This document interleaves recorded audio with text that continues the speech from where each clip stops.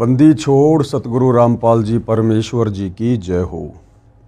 परमपिता परमात्मा सारी सृष्टि के रचनहार, कुल मालिक, असंख्य ब्रह्मांडों के स्वामी, जगत गुरु, तीनों लोकों में प्रवेश करके सबका धारण पोषण करने वाले, राजाधिराज, आत्माधार, नाथों के नाथ, देवों के देव महादेव, सर्वेश्वर, महेश्वर, मृत्युंजय, अजरो अमर, आदि अनादि सनातनी प्रभु, जगत पिता जगदीश्वर, श्री श्री 1008 की उपाधि के वास्तविक अधिकारी, अकाल मूर्त सौद स्वरूपी राम वासुदेव सर्वगतम ब्रह्म, परम पूज्य, प्रथम पूज्य, परम संत, परम पुरुष, परम धनी, परम दयालु, सत्य कबीर, हक्का कबीर, अल्लाहु कबीर, अल्लाहु अकबर, बाखबर अल्लाह ताला, जगत के तारणहार, जगत के मुक्तिदाता, जगत के जगन्नाथ, हारे के सहारे, हिंदुओं के राम, मुसलमानों के अल्लाह, सिखों के वाहिगुरु, ईसाइयों के मसीह, दया के सागर दयानिधि, करुणा के सागर करुणानिधि, स्वयंभू, परिभू, संकट मोचन, कष्टहरण, मंगल करण, दुख भंजन, अविगत कबीर, निर्विकार निर्विषम परमात्मा, अलय अलेख सतगुरु, आदि अनादि सतगुरु, असली मर्यादा पुरुषोत्तम, असली राम, असली कृष्ण, असली घनश्याम, असली मुरारी, राजाओं के राजा, महाराजाओं के महाराजा, शहंशाहों के शहंशाह, सम्राटों के सम्राट, भगवानों के भगवान, अल्लाहों के अल्लाह, प्रभुओं के प्रभु, मसीहाओं के मसीह, सच्चे वाहिगुरु, बाबाओं के बाबा, पीरों के पीर, सेठों के सेठ, जगत सेठ, सावड़सा सेठ, सर्वगुण संपन्न, अनंत कोटि कलाओं के स्वामी, अनंत कोटि ब्रह्मांडों के नायक, योगियों में महायोगी, ध्यानियों में महाध्यानी, सिद्धों में परम सिद्ध, ज्ञानियों में तत्व ज्ञानी, ब्रह्म ज्ञानी, महाज्ञानी, परम ज्ञानी, सर्वश्रेष्ठ ज्ञानी, विज्ञानी, युवा कबीर, समर्थ कबीर, असमवात, अमित ओझा, सच्चे रहनुमा, करीम अल्लाह, सुभान अल्लाह, दुनिया के अंतिम पैगंबर, 8 सितंबर 1951 से गांव धनाना, जिला सोनीपत, हरियाणा, भारतवर्ष की पावन भूमि पे प्रकट रियल कल की भगवान श्री नारायण साकार हरि, श्री बाबा साहेब, नूर अनंत परमात्मा, सच्चे दरवेश, सच्चे बाखबर, संत शिरोमणि सतगुरु रामपाल जी परमेश्वर जी के चरण कमल में साध संगति से जुड़े हुए देश विदेश से आप और हम सभी सत्सेवक भाई बहनों का अनंत कोटि दंडवत प्रणाम। सत्साई भाई और बहनों, बहुत बड़ी दया, बहुत बड़ी मेहर पूज्य गुरुदेव भगवान की, परमेश्वर रामपाल जी की, जिनके शुभ आशीर्वाद से, विशेष आशीर्वाद से, उन्हीं के कर कमल से लिखित पवित्र पुस्तक हिंदू साहिबान नहीं समझे गीता वेद पुराण, इस पवित्र पुस्तक से विशेषकर हिंदू समाज के भाई बहनों को, श्रद्धालुओं को, परमात्मा चाहने वाली आत्माओं को अध्यात्म के विषय में, भक्ति मार्ग के विषय में बहुत ही गहरी गहरी और अच्छी अच्छी जानकारियाँ प्राप्त हो रही है। आज इसी श्रृंखला में हमारा ये 8वें नंबर का वीडियो है। प्रत्येक वीडियो में गुरुदेव भगवान के आशीर्वाद से हम अध्यात्म की ऊंचाइयों को छू रहे हैं। हमने पिछले वीडियोज में देखा कि किस प्रकार से आदि शंकराचार्य जी, जिनके बाद सनातन धर्म को, वैदिक धर्म को हिंदू धर्म के नाम से भी जाना जाने लगा, और आदि शंकराचार्य जी ने वैदिक धर्म के स्वरूप को भी अपनी साधना से बिगाड़ दिया। आदि शंकराचार्य ने हिंदू समाज को देवी देवताओं की पूजा पर आधारित कर दिया, जिन देवी देवताओं की पूजा करने के लिए गीता जी अध्याय 7 श्लोक नंबर 20 और 23 में गीता ज्ञान देने वाले भगवान ने, ब्रह्म ने साफ साफ कहा है कि जो अन्य देवी देवताओं की पूजा करते हैं वो अल्प बुद्धि वाले हैं, मंद बुद्धि वाले हैं। और गीता अध्याय 7 श्लोक नंबर 12 से 15 में गीता ज्ञान देने वाले काल ब्रह्म ने सीधे सीधे ब्रह्मा विष्णु महेश यानी तीनों गुणों की पूजा करने को भी मना किया है। जबकि आदि शंकराचार्य जी ने तो देवी देवताओं की पूजा पर, पाखंड पूजा पर, कर्म कांड पर हिंदू समाज से जुड़े भाई बहनों को आधारित कर दिया। आज हम और आगे जानकारी प्राप्त करेंगे कि उसके बाद किस प्रकार से केदारनाथ, बद्रीनाथ, इन धामों की स्थापना हुई, इन तीर्थों की स्थापना हुई, और किस प्रकार इस अध्यात्म को अच्छे से ना समझ पाने के कारण, हमारे हिंदू शास्त्रों को अच्छे से ना समझ पाने के कारण आज पूरा का पूरा हिंदू समाज भक्ति और भगवान के नाम पर भ्रमित होकर इन तीर्थों पर जाकर, इन धामों पर जाकर और अध्यात्म में पतन की ओर जा रहा है। तो शुरू करते हैं भाइयों और बहनों। अद्भुत प्रसंग, एक घटना का जिक्र गुरुदेव भगवान यहाँ पर लिख रहे हैं। पृष्ठ 41 पर पुस्तक हिमालय तीर्थ में लिखा है कि ये हिमालय तीर्थ नाम की पुस्तक आदि शंकराचार्य जी के द्वारा रचित है और इसके पेज नंबर 41 पर क्या लिखा हुआ है कि भगवान शंकर व पार्वती कपाल मोचन में सुंदर महल बनवाकर निवास करते थे। आदि शंकराचार्य जी लिख रहे हैं अपनी पुस्तक हिमालय तीर्थ में कि भगवान शंकर और पार्वती कपाल मोचन में, एक जगह का नाम है कपाल मोचन, वह एक सुंदर महल बनवाकर निवास करते थे, रह रहे थे। उस स्थान की विशेषताओं से मुग्ध होकर उस मकान पर कब्जा करने के मकसद से भगवान विष्णु एक बालक रूप धारण करके ऋषि गंगा के पास बुरी तरह हाथ पैर मारकर रोने लगे। अब सुनते जाना भाइयों और बहनों, हम जिन प्रधान देवताओं को ब्रह्मा विष्णु महेश को सर्वश्रेष्ठ मानकर, परमात्मा मानकर उनकी पूजा में लीन हैं, उन्हीं की भक्ति से मोक्ष की उम्मीद लगाई बैठे हैं, इन देवी देवताओं के अंदर भी किस कदर हम आम इंसानों की तरह राग, द्वेष, ईर्ष्या, इस प्रकार की भावनाएं ओतप्रोत हैं। और ये जो तीनों देवता हैं ब्रह्मा विष्णु महेश, ये तीनों सगे भाई हैं। दुर्गा इनकी माता है और गीता का ज्ञान देने वाला ब्रह्म, काल ब्रह्म, ये इनका पिता है। तो शंकर और पार्वती जी ने अपने लिए कपाल मोचन में एक सुंदर महल बनवाया। उस महल की विशेषताओं को देखकर सुनकर भगवान विष्णु के मन में उस महल पर, उस मकान पर कब्जा करने की दुर्बुद्धि उत्पन्न हुई। इस पुस्तक में लिखा हुआ है, शिव भगवान व माता पार्वती जी स्नान करने जा रहे थे। पार्वती को दया आई, कहा कि कोई पत्थर हृदय स्त्री बालक को छोड़ गई, उसे उठाकर अपने मकान में छोड़ आई। शिव जी ने मना भी किया था कि यह कोई मायावी देव लगता है, लेकिन पार्वती नहीं मानी। जब स्नान करके शिव जी व पार्वती जी लौटे तो तब तक उस बालक ने चतुर्भुज नारायण रूप धारण करके, यानी विष्णु का रूप धारण करके सारे क्षेत्र पर कब्जा कर लिया था। उसकी नारायण रूप में पूजा होती है। शिव जी विवाद से बचकर, यानी लड़ाई झगड़े से बचकर उसे छोड़कर केदारनाथ चले गए, वहाँ स्थित हो गए, वहाँ शिव का ज्योतिर्लिंग स्थापित कर दिया।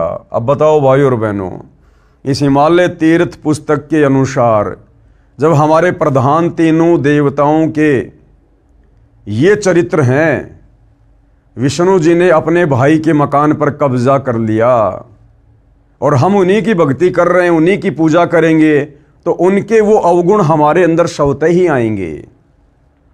यानी जिसको हम इष्ट मानकर पूजा करेंगे उसके गुण अवगुण साधक में आते हैं। तो बताइए हमारा हृदय कैसे निर्मल होगा, हमारी आत्मा, हमारा मन कैसे पाप मुक्त होगा। हम जिन भगवानों को, जिन देवताओं को इष्ट मानकर पूजते हैं, जिनकी भक्ति करते हैं, जब उनके खुद के मन में, खुद के हृदय में इतना छल कपट भरा हुआ है तो अब गुरुदेव कह रहे हैं विचार करो इस कथा से हमें क्या शिक्षा लेनी है। इन देवताओं की कहानियों से क्या शिक्षा मिलेगी? क्या दूसरे के घर पर कब्जा करना नेक व्यक्ति का कार्य है? महादुष्ट व्यक्ति ऐसी हरकत करता है। क्या ऐसे व्यक्ति देवता माने जा सकते हैं? क्या इनकी पूजा करने को मन करेगा? क्या श्री विष्णु जी ऐसी बेहुदी हरकत कर सकते हैं? क्या वे बैकुंठ को छोड़कर इस कपाल मोचन पर रहना चाहेंगे? ये सब पुराणों का बोया हुआ बीज है। पाठक जन प्रमाण के लिए लगी फोटो कॉपी भी पढ़ें ताकि आपको भ्रम न रह जाए कि रामपाल ने कुछ मिलाकर लिखा है। यानी सतगुरु रामपाल जी कह रहे हैं कि भैया मैं अपनी तरफ से एक शब्द भी नहीं बोल रहा, ना मैं लिख रहा। तुम्हारे धर्मशास्त्र, तुम्हारे शंकराचार्यों की पुस्तक, अरे उनमें लिखा हुआ तो मानकर ग्रहण करोगे, उसके बाद तो कोई संशय, कोई शंका नहीं होनी चाहिए। सन 2013 में केदारनाथ पर लाखों श्रद्धालु पूजा के लिए गए थे। तेज बारिश हुई, बाढ़ आ गई, पर्वत गिर गए, लगभग 1 लाख भगत व भगतमती बहनें बच्चे मारे गए, अनर्थ हो गया। यदि भक्ति शास्त्रोक्त है यानी शास्त्रों के अनुकूल है तो भगत की रक्षा परमात्मा करते हैं। अब उस केदारनाथ में जाना, वहां जाकर भक्ति करना, शिवलिंग की पूजा करना, यदि ये साधना हमारे वेदों में है, हमारी गीता में है, यदि ये शास्त्रों के अनुसार होती तो क्या भगवान अपने भगत की रक्षा नहीं करता? क्योंकि शास्त्र विधि अनुसार साधना करने वाले भगत की रक्षा तो भगवान करता है, अन्यथा फिर उस भक्ति के करने का फायदा क्या? कबीर परमेश्वर जी कहते हैं, जय हमरा भगत पछोड़ी होई तो हमरा नाम न लेवे कोई। यदि सत भक्ति करते करते मेरे भगत के ऊपर आपत्ति आ गई तो मेरा नाम कौन लेगा, मेरी भक्ति कौन करेगा? तो हिंदू समाज से जुड़े भाई और बहनों को विचार करना चाहिए, यदि इन धामों पर जाकर, तीर्थों पर जाकर पूजा करना, इनके दर्शन करना, यदि ये शास्त्रों के अनुसार साधना होती तो क्या भगवान शंकर अपने भक्तों की रक्षा नहीं करते? जहां केदारनाथ में पर्वत गिर जाने से, तेज बारिश आ जाने से लाखों श्रद्धालुओं की, भक्तों की दुर्गति से मौत हुई। ये सब लोकवेद यानी दंत कथा है जो इस हिमालय तीर्थ पुस्तक में बताई गई है। अब गुरुदेव भगवान कह रहे हैं, इस हिमालय तीर्थ पुस्तक में जो इस प्रकार की कथाएं लिखी हुई है ना, विष्णु जी के बारे में, शंकर जी के बारे में, ये सब दंत कथाएं हैं, लोकवेद हैं, जिनके ऊपर आज पूरा हिंदू समाज आधारित होकर बैठा हुआ है। इस साधना से अनमोल मानव जीवन नष्ट हो जाता है। ये सब प्रपंच यानी षड्यंत्र काल ब्रह्म ने किए हैं, जीवों से शास्त्र विधि के विपरीत फिजूल की पूजा करवाने के लिए, उनका मानव जीवन नष्ट करवाने के लिए। ये सारा का सारा प्रपंच कौन करवाता है? ये काल ब्रह्म। कौन काल ब्रह्म? ये गीता का ज्ञान देने वाला ब्रह्म, भगवान, ब्रह्मा विष्णु महेश का पिता, दुर्गा का पति। ये नहीं चाहता कि कोई भी आत्मा मेरे 21 ब्रह्मांड से मोक्ष करवा कर बाहर निकल जाए, परम धाम सतलोक चली जाए। क्योंकि जब आप सृष्टि रचना पढ़ेंगे तो आपको पता चलेगा कि इस गीता बोलने वाले काल ब्रह्म को, यहाँ के नकली भगवान को, ब्रह्मा विष्णु महेश के पिता को एक भयंकर श्राप परम अक्षर ब्रह्म सत्य पुरुष कबीर देव जी की ओर से लगा हुआ है, जिस कारण इसे प्रतिदिन 1 लाख मानव शरीरधारी स्त्री या पुरुष, उनके सूक्ष्म शरीर में जो वासना जमा हो जाती है उसे खाने का श्राप लगा हुआ है। तो ये कभी नहीं चाहेगा कि कोई भी प्राणी मेरे 21 ब्रह्मांड से शत भक्ति करके बाहर निकल जाए। इसलिए ये हर किसी को भ्रमित रखता है भक्ति और भगवान के नाम पर। ये वही पुस्तक है हिमालय तीर्थ, ये वही पुस्तक है हिमालय तीर्थ, जिसकी फोटोकॉपी पूज्य गुरुदेव भगवान ने लगा रखी है। ये कहाँ से प्रकाशित है? इसके प्रकाशक हैं रंजू चक्रवर्ती, 76A/1 बामाचरण राय रोड, कलकत्ता। इनके फ़ोन और फैक्स नंबर हैं ताकि किसी को कोई शंका ना रहे। ये फोटोकॉपी पुस्तक हिमालय तीर्थ के पेज नंबर 17 से 21 तथा 41 और 42 की है। उत्तराखंड के पंच केदार श्री केदारनाथ, भारत के उत्तर नागाधिराज की सुरम में उपत्यका में स्थित केदार क्षेत्र प्राचीन काल से ही मानव मात्र के लिए पावन मोक्षदायक रहा है। इस क्षेत्र की प्राचीनता एवं पौराणिक महत्व के संबंध में स्वयं भगवान शंकर ने स्कंद पुराण में माता पार्वती के प्रश्न का उत्तर अपने श्री मुख से निम्न प्रकार दिया है। ये संस्कृत में लिखा हुआ है, पढ़ लेना आप जी। उसी हिमालय तीर्थ नामक पुस्तक की ये फोटोकॉपी है। यानी जो बातें पूज्य गुरुदेव भगवान ने अपने कर कमल से इस पवित्र पुस्तक हिंदू साहिबान नहीं समझे गीता वेद पुराण में लिखी है, वो सारी बातें यहाँ पर लिखी हुई हैं ताकि किसी को कोई संदेह ना हो। ऋषि श्री नर और नारायण ने भगवान शिव को प्रसन्न करने के लिए बड़ी कठिन तपस्या की। अब बताओ, तपस्या करने के लिए तो गीता जी मना कर रही है, वेद मना कर रहे हैं, और इस केदार क्षेत्र में नर और नारायण ने शंकर जी को प्रसन्न करने के लिए कड़ी तपस्या की।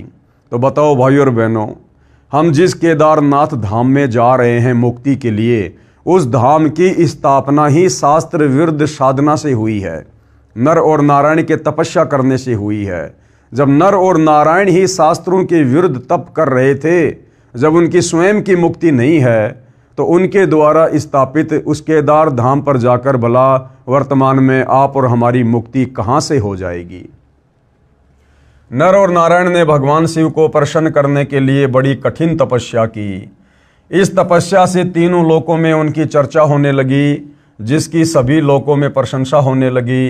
फल स्वरूप भगवान शंकर भी नर नारायण की तपस्या से प्रसन्न हुए और उन्होंने प्रत्यक्ष प्रकट होकर ऋषियों को दर्शन दिए। ये काल सारे खेल खेलता है भाइयों और बहनों। उस शंकर भगवान के रूप में ये काल प्रकट हो जाता है लोगों को इस प्रकार की उल्टी साधनाओं पर दृढ़ करने के लिए।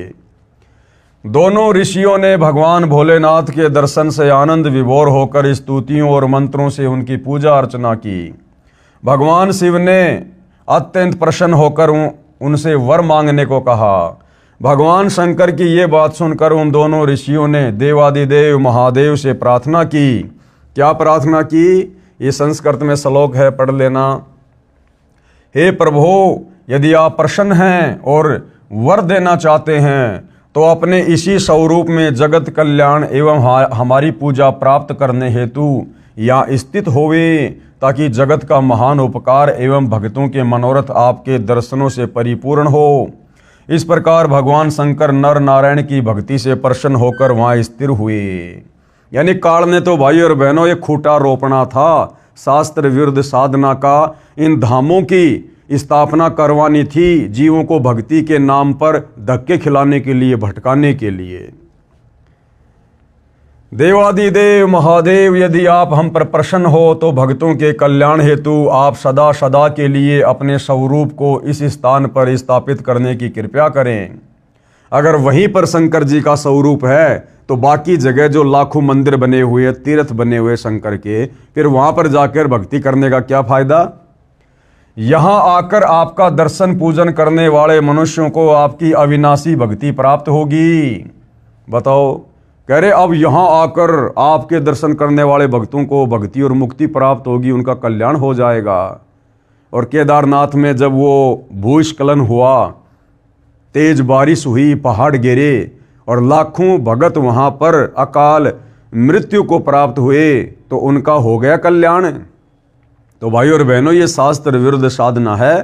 काल हमें इसी प्रकार से भ्रमित रखता है। अब ये सारा का सारा भेद, अध्यात्म का निष्कर्ष, सार, निचोड़ सतगुरु रामपाल जी ने आकर इन्हीं धर्मशास्त्रों को खोल खोल कर बताया है, दिखाया है। और जब तक तत्वदर्शी संत साधक की बुद्धि ऑन नहीं करेगा तब तक वो समझ भी नहीं पाता है।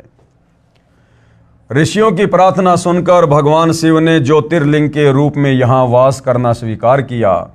भगवान शिव से वर मांगते हुए नर और नारायण ऋषियों ने इस ज्योतिर्लिंग और इस पवित्र स्थान के विषय में जो कुछ कहा है वह अक्षरश सत्य है। इस ज्योतिर्लिंग के दर्शन, पूजन तथा यहाँ स्नान दान करने से भक्तों के लौकिक फलों की प्राप्ति के साथ ही अचल शिव भक्ति और साथ ही मोक्ष की प्राप्ति भी सहज हो जाती है।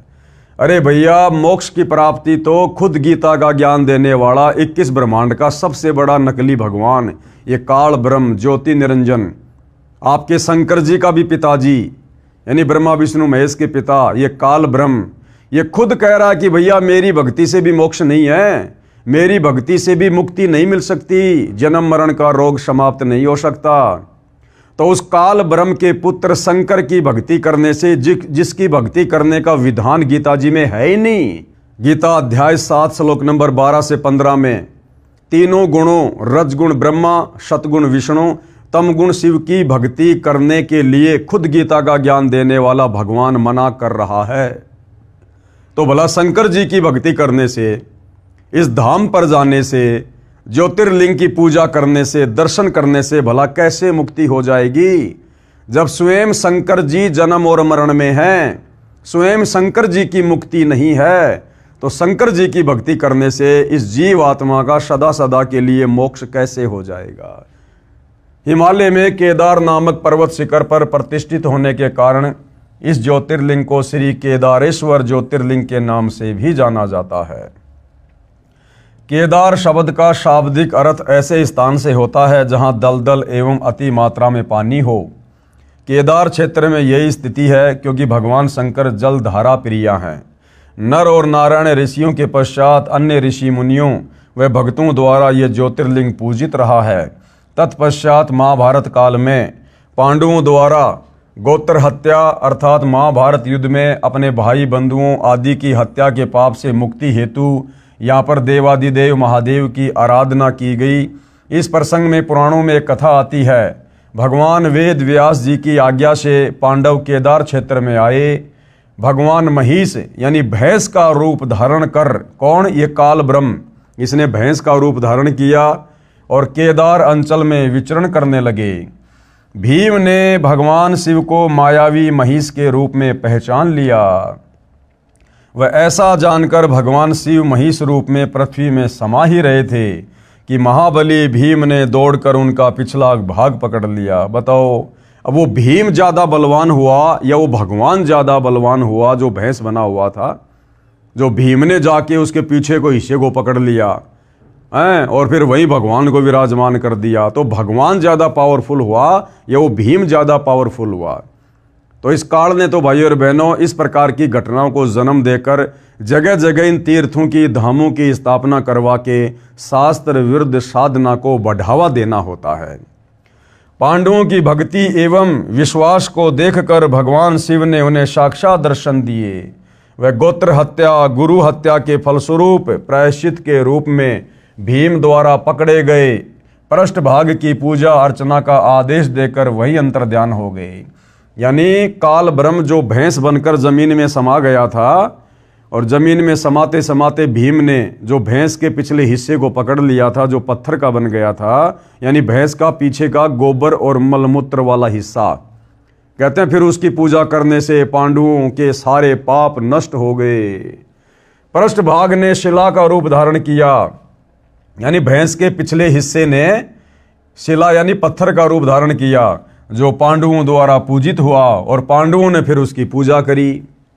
वह तब से आज तक पूजित है। महिष यानी भैंस का आगे का भाग नेपाल में जाकर प्रकट हुआ जो पशुपतिनाथ के नाम से विख्यात हुआ।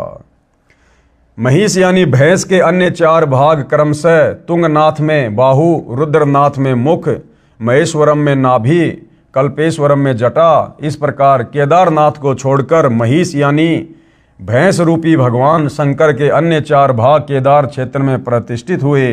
केदारनाथ सहित ये स्थान पंच केदार के नाम से विख्यात है। यानी इस प्रकार से काल ने शास्त्र विरुद्ध साधना करवाने के लिए इन धामों की स्थापना करवाई, जहां जाकर भक्ति करके आज पूरा हिंदू समाज मुक्ति की उम्मीद में बैठा हुआ है। भाई मुक्ति नहीं, दुर्गति प्राप्त होगी, दुर्गति। तो भाइयों और बहनों, ये इस पुस्तक के अंदर सब कुछ लिखा हुआ है। आप और हमें किसी प्रकार की कोई शंका ना रहे, इसलिए सतगुरु रामपाल जी ने इस पुस्तक का हवाला दिया है और इसके कुछ पृष्ठ हैं जो यहाँ पर उन्होंने ऐड किए हैं, लिखे हुए हैं। इसी प्रकार ये आदि केदारेश्वर मंदिर, ये आदि केदारेश्वर मंदिर, इसका निर्माण कैसे हुआ? पुराणों में शंकर जी के कपाल मोचन संबंधी प्रसंग एवं उनकी बद्री क्षेत्र में स्थित होने की कथाएं विस्तार से वर्णित हैं। इसी क्रम में दूसरा मत ये भी है कि पूर्व शिव पार्वती का ही ये निवास स्थान था। भगवान विष्णु इस क्षेत्र की विशेषताओं से मुग्ध होकर इसे अपना बनाना चाहते थे।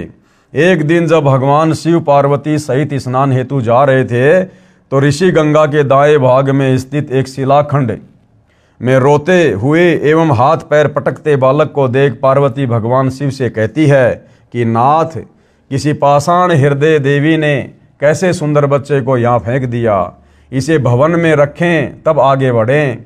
अंतर्यामी भगवान शिव सारे रहस्य को जान पार्वती को सचेत करते हैं कि देवी ये कोई मायावी कुमार है, इसका चक्कर ठीक नहीं, देखो छली जाओगी। परंतु ममतामयी माता पार्वती बच्चे को उठाकर भवन में रखती है। अरे ममतामयी नहीं, पार्वती को बच्चे पर ममता नहीं आई। शंकर जी ने जब पार्वती को मना कर दिया, पार्वती कौन है? शंकर जी की अर्धांगिनी, उसकी पत्नी। और शंकर जी अपनी पत्नी को मना कर रहे हैं कि पार्वती, मैंने अपनी दिव्य दृष्टि से देख लिया है, ये कोई मायावी बच्चा है, तुम छली जाओगी, ये कोई षड्यंत्र है। तुम इस बच्चे की चिंता मत करो, आगे बढ़ो।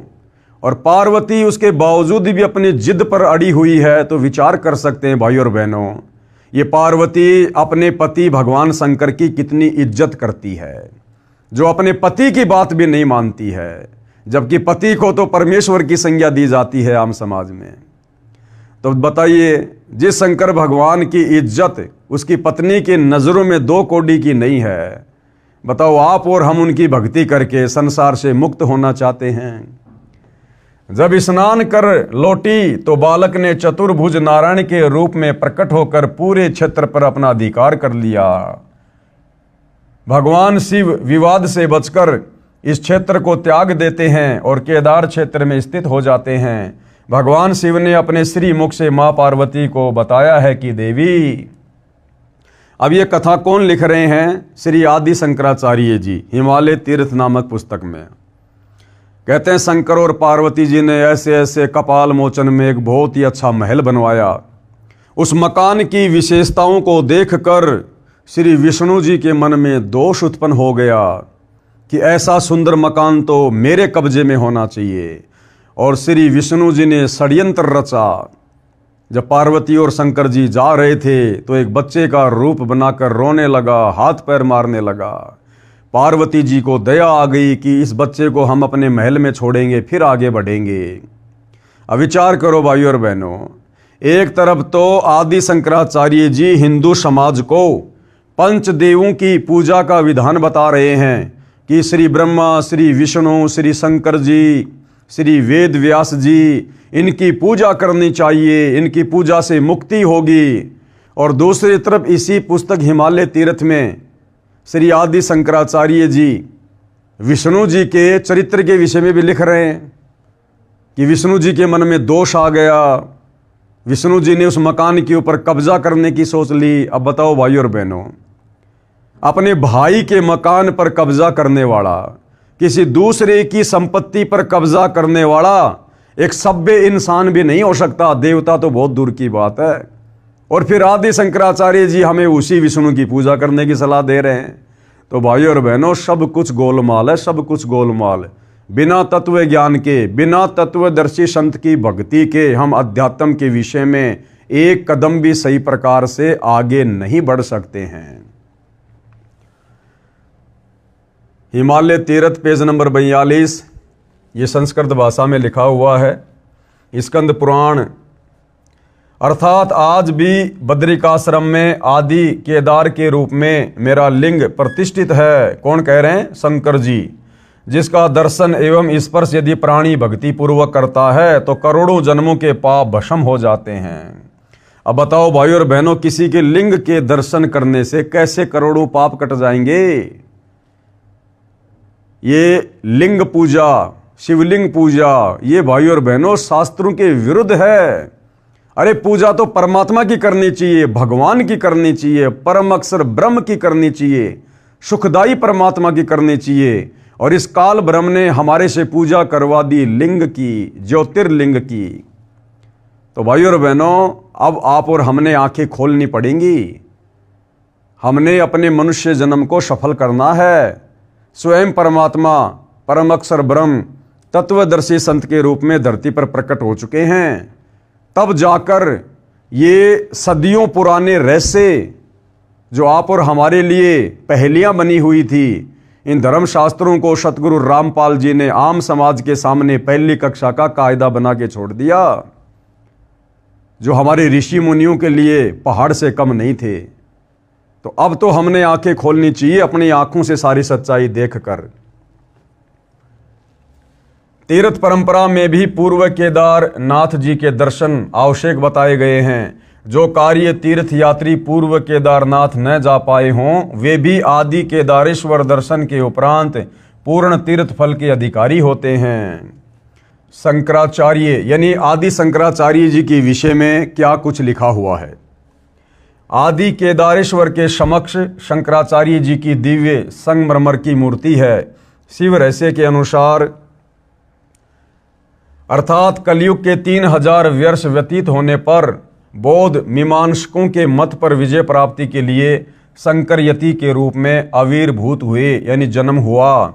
शंकराचार्य जी के दर्शनों के उपरांत भगवान बद्रीश्वर के मंदिर में प्रवेश की परंपरा है। बताओ, पहले तो शंकराचार्य के दर्शन करो, यानी एक जीव के दर्शन करो, और उसके बाद फिर भगवान के दर्शन करने जाओ। तो बताओ भाई, भगवान बड़ा हुआ या फिर वो शंकराचार्य बड़ा हुआ? तो टोटल उल्टी साधना। इसी पुस्तक के पेज नंबर 78-85 तक जो फोटोकॉपी लगी है, इनमें कहा है कि नर तथा नारायण ऋषियों ने कठिन तप यानी घोर तप किया। अभी आपने हिमालय तीर्थ नामक पुस्तक में नर और नारायण की कथा सुनी है। अब उसका निष्कर्ष सतगुरु रामपाल जी बताने जा रहे हैं कि नर और नारायण ने जो घोर तपस्या की, क्या हमारे शास्त्रों में, गीता जी में और चारों वेदों में क्या कहीं इस प्रकार से घोर तप करने का कहीं कोई प्रावधान है? यदि नहीं है तो नर और नारायण जब स्वयं ही शास्त्रों के विरुद्ध साधना किया करते थे, तो उनके द्वारा स्थापित उन धामों पर जाकर भक्ति करने से, दर्शन करने से भला हमारी आत्मा का कल्याण कैसे होगा? इसी पुस्तक के पेज नंबर 78-85 तक जो फोटोकॉपी लगी है, इनमें कहा है कि नर तथा नारायण ऋषियों ने कठिन तप यानी घोर तप किया। घोर तप करने के विषय में गीता क्या कहती है? पढ़ें निम्न प्रसंग। विश्व में जितने धर्म यानी पंथ प्रचलित हैं, उनमें सनातन धर्म यानी सनातन पंथ, जिसे आदि शंकराचार्य के बाद उनके द्वारा बताई साधना करने वालों के जन समूह को हिंदू कहा जाने लगा तथा सनातन पंथ को हिंदू धर्म के नाम से जाना जाने लगा। ये हिंदू धर्म सबसे पुरातन है। हिंदू धर्म की रीढ़ पवित्र चारों वेद, ऋग्वेद, यजुर्वेद, सामवेद तथा अथर्ववेद तथा पवित्र श्रीमद् भगवद गीता है। यानी हिंदू धर्म के पवित्र ग्रंथ क्या हैं? चारों वेद और पवित्र गीता जी। सतयुग के प्रारंभ में केवल 4 वेदों के आधार से विश्व का मानव धर्म कर्म किया करता था। यानी सतयुग की शुरुआत में ये पाखंड पूजा नहीं होती थी, ब्रह्मा विष्णु महेश की पूजा नहीं होती थी, देवी देवताओं की, भैरव भूत बेताल की पूजा नहीं हुआ करती थी। केवल वेदों के अनुसार एक ओम नाम की साधना साधक किया करता था। शास्त्रोक्त साधना लगभग 1 लाख वर्ष तक ठीक से चली। ये वेदों के अनुसार जो साधना थी, ये केवल सतयुग की शुरुआत में 1 लाख वर्ष तक चली। ये चारों वेद प्रभुदत्त यानी गॉड गिवन हैं। इन्हीं का सार श्रीमद् भगवद गीता है। इसलिए ये गीता शास्त्र भी प्रभुदत्त यानी गॉड गिवन हुआ। अब गीता जी में घोर तप के विषय में क्या मार्गदर्शन है, क्या दिशा निर्देश है, जो घोर तप नर और नारायण ने किया? ध्यान देने योग्य ये है कि जो ज्ञान स्वयं परमात्मा ने बताया है, वह ज्ञान पूर्ण सत्य होता है। इसलिए ये दोनों शास्त्र निसंदेह विश्वसनीय हैं। प्रत्येक मानव को इनके अंदर बताई साधना करनी चाहिए। वह साधना शास्त्र विधि अनुसार कही जाती है। यानी चारों वेदों और गीता जी के अनुसार जो साधना की जाती है, उसे शास्त्र विधि अनुसार साधना कहा जाता है। इन शास्त्रों में जो साधना नहीं करने को कहा है, उसे जो करता है तो वह शास्त्र विधि त्याग कर मनमाना आचरण कर रहा है। जैसा कि नर और नारायण ने घोर तप करके शास्त्र विरुद्ध साधना की, जिसके विषय में गीता अध्याय 16 श्लोक 23 और 24 में इस प्रकार कहा है। यानी शास्त्र विधि को त्याग के जो मनमानी भक्ति साधना करता है, उसके विषय में खुद गीता का ज्ञान देने वाला भगवान ये काल ब्रह्म गीता जी में क्या कह रहा है। श्लोक नंबर 23, जो पुरुष यानी जो भगत, जो व्यक्ति, जो साधक यानी साधक शास्त्र विधि को त्याग कर, यानी वेद और गीता जी वाली भक्ति विधि को त्याग कर अपनी इच्छा से मनमाना आचरण करता है, वह न सिद्धि को प्राप्त होता है, न परम गति यानी पूर्ण मोक्ष को, और न सुख को ही प्राप्त होता है। गीता अध्याय 16 श्लोक नंबर 23 का ये निष्कर्ष है। फिर श्लोक नंबर 24 क्या कहता है? इससे तेरे लिए इस कर्तव्य यानी जो भक्ति कर्म करने योग्य हैं, और अकर्तव्य यानी जो भक्ति कर्म न करने योग्य हैं, इस व्यवस्था में शास्त्र ही प्रमाण हैं। ऐसा जानकर तू शास्त्र विधि से नियत कर्म यानी जो शास्त्रों में करने को कहा है, वो भक्ति कर्म ही करने योग्य हैं। गीता अध्याय 16 श्लोक नंबर 24। हिंदू साहिबान पढ़ें फोटोकॉपी श्रीमद् भगवद गीता पद छेद 99 के अध्याय 16 श्लोक 23-24 की प्रमाण के लिए, जो गीता प्रेस गोरखपुर से मुद्रित है तथा प्रकाशित है तथा श्री जय दयाल गोविंदका जी द्वारा अनुवादित है। यानी शास्त्र विधि को त्याग कर वेद और गीता जी के विरुद्ध जो साधना की जाती है उसके विषय में गीता जी क्या कह रही है। गीता अध्याय 16 श्लोक 23 की फोटोकॉपी है। ये संस्कृत में श्लोक है आप जी की आंखों के सामने, इधर हिंदी में अनुवाद है। जो पुरुष यानी जो व्यक्ति, जो भगत शास्त्र विधि को त्याग कर, शास्त्र विधि यानी वेद और गीता जी में जो भक्ति लिखी है उस भक्ति को त्याग कर जो अपनी तरफ से मनमानी भक्ति करता है, कोई तप करता है, अपनी इच्छा से मनमाना आचरण करता है, वह न सिद्धि को प्राप्त होता है, यानी उसका कोई कार्य सिद्ध नहीं होता है भक्ति वाला, आत्म कल्याण वाला, न परम गति को, और न अंत समय में मरने के बाद उसे परम गति मिलती है, और न सुख को ही प्राप्त होता है, और ना उसे किसी प्रकार का कोई आध्यात्मिक लाभ या सुख मिलता है। किसको? जो व्यक्ति शास्त्रों के विरुद्ध मनमाने तरीके से भक्ति करता है, मनमाने मंत्रों का जाप करता है।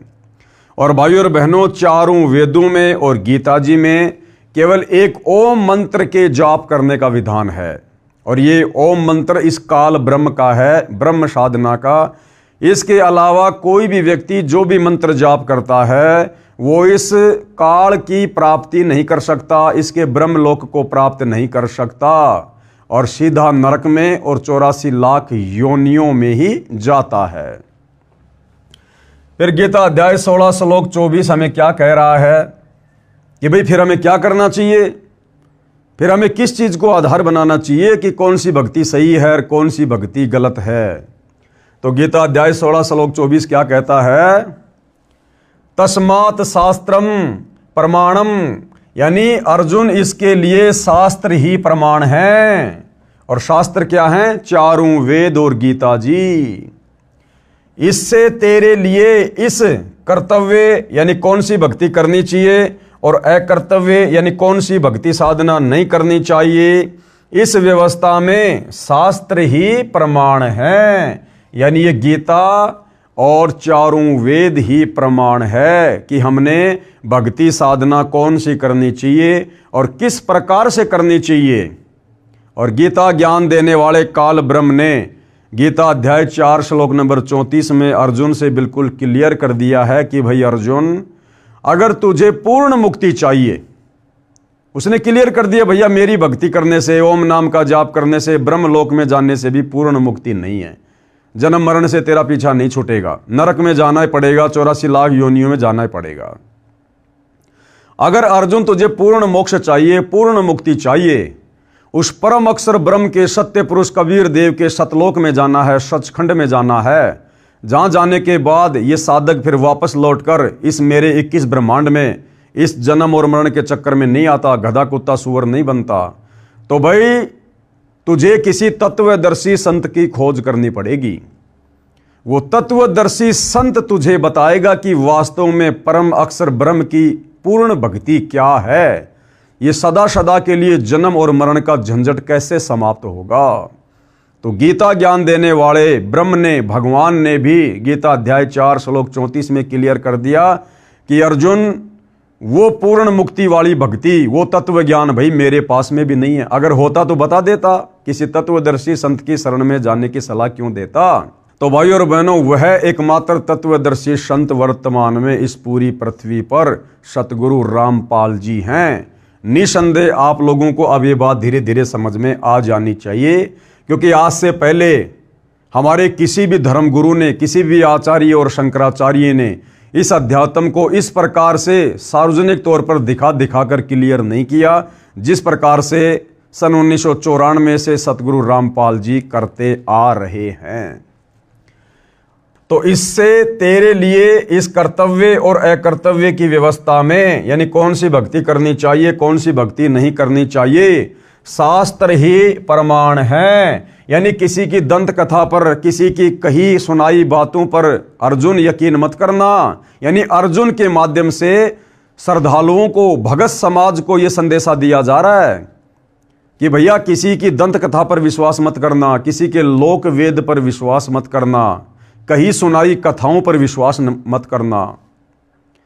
शास्त्रों में क्या प्रमाण है, गीता जी और चारों वेद भक्ति करने के विषय में क्या दिशा निर्देश दे रहे हैं, उस अनुसार भक्ति साधना करेगा तो तेरी मुक्ति का मार्ग प्रशस्त होगा।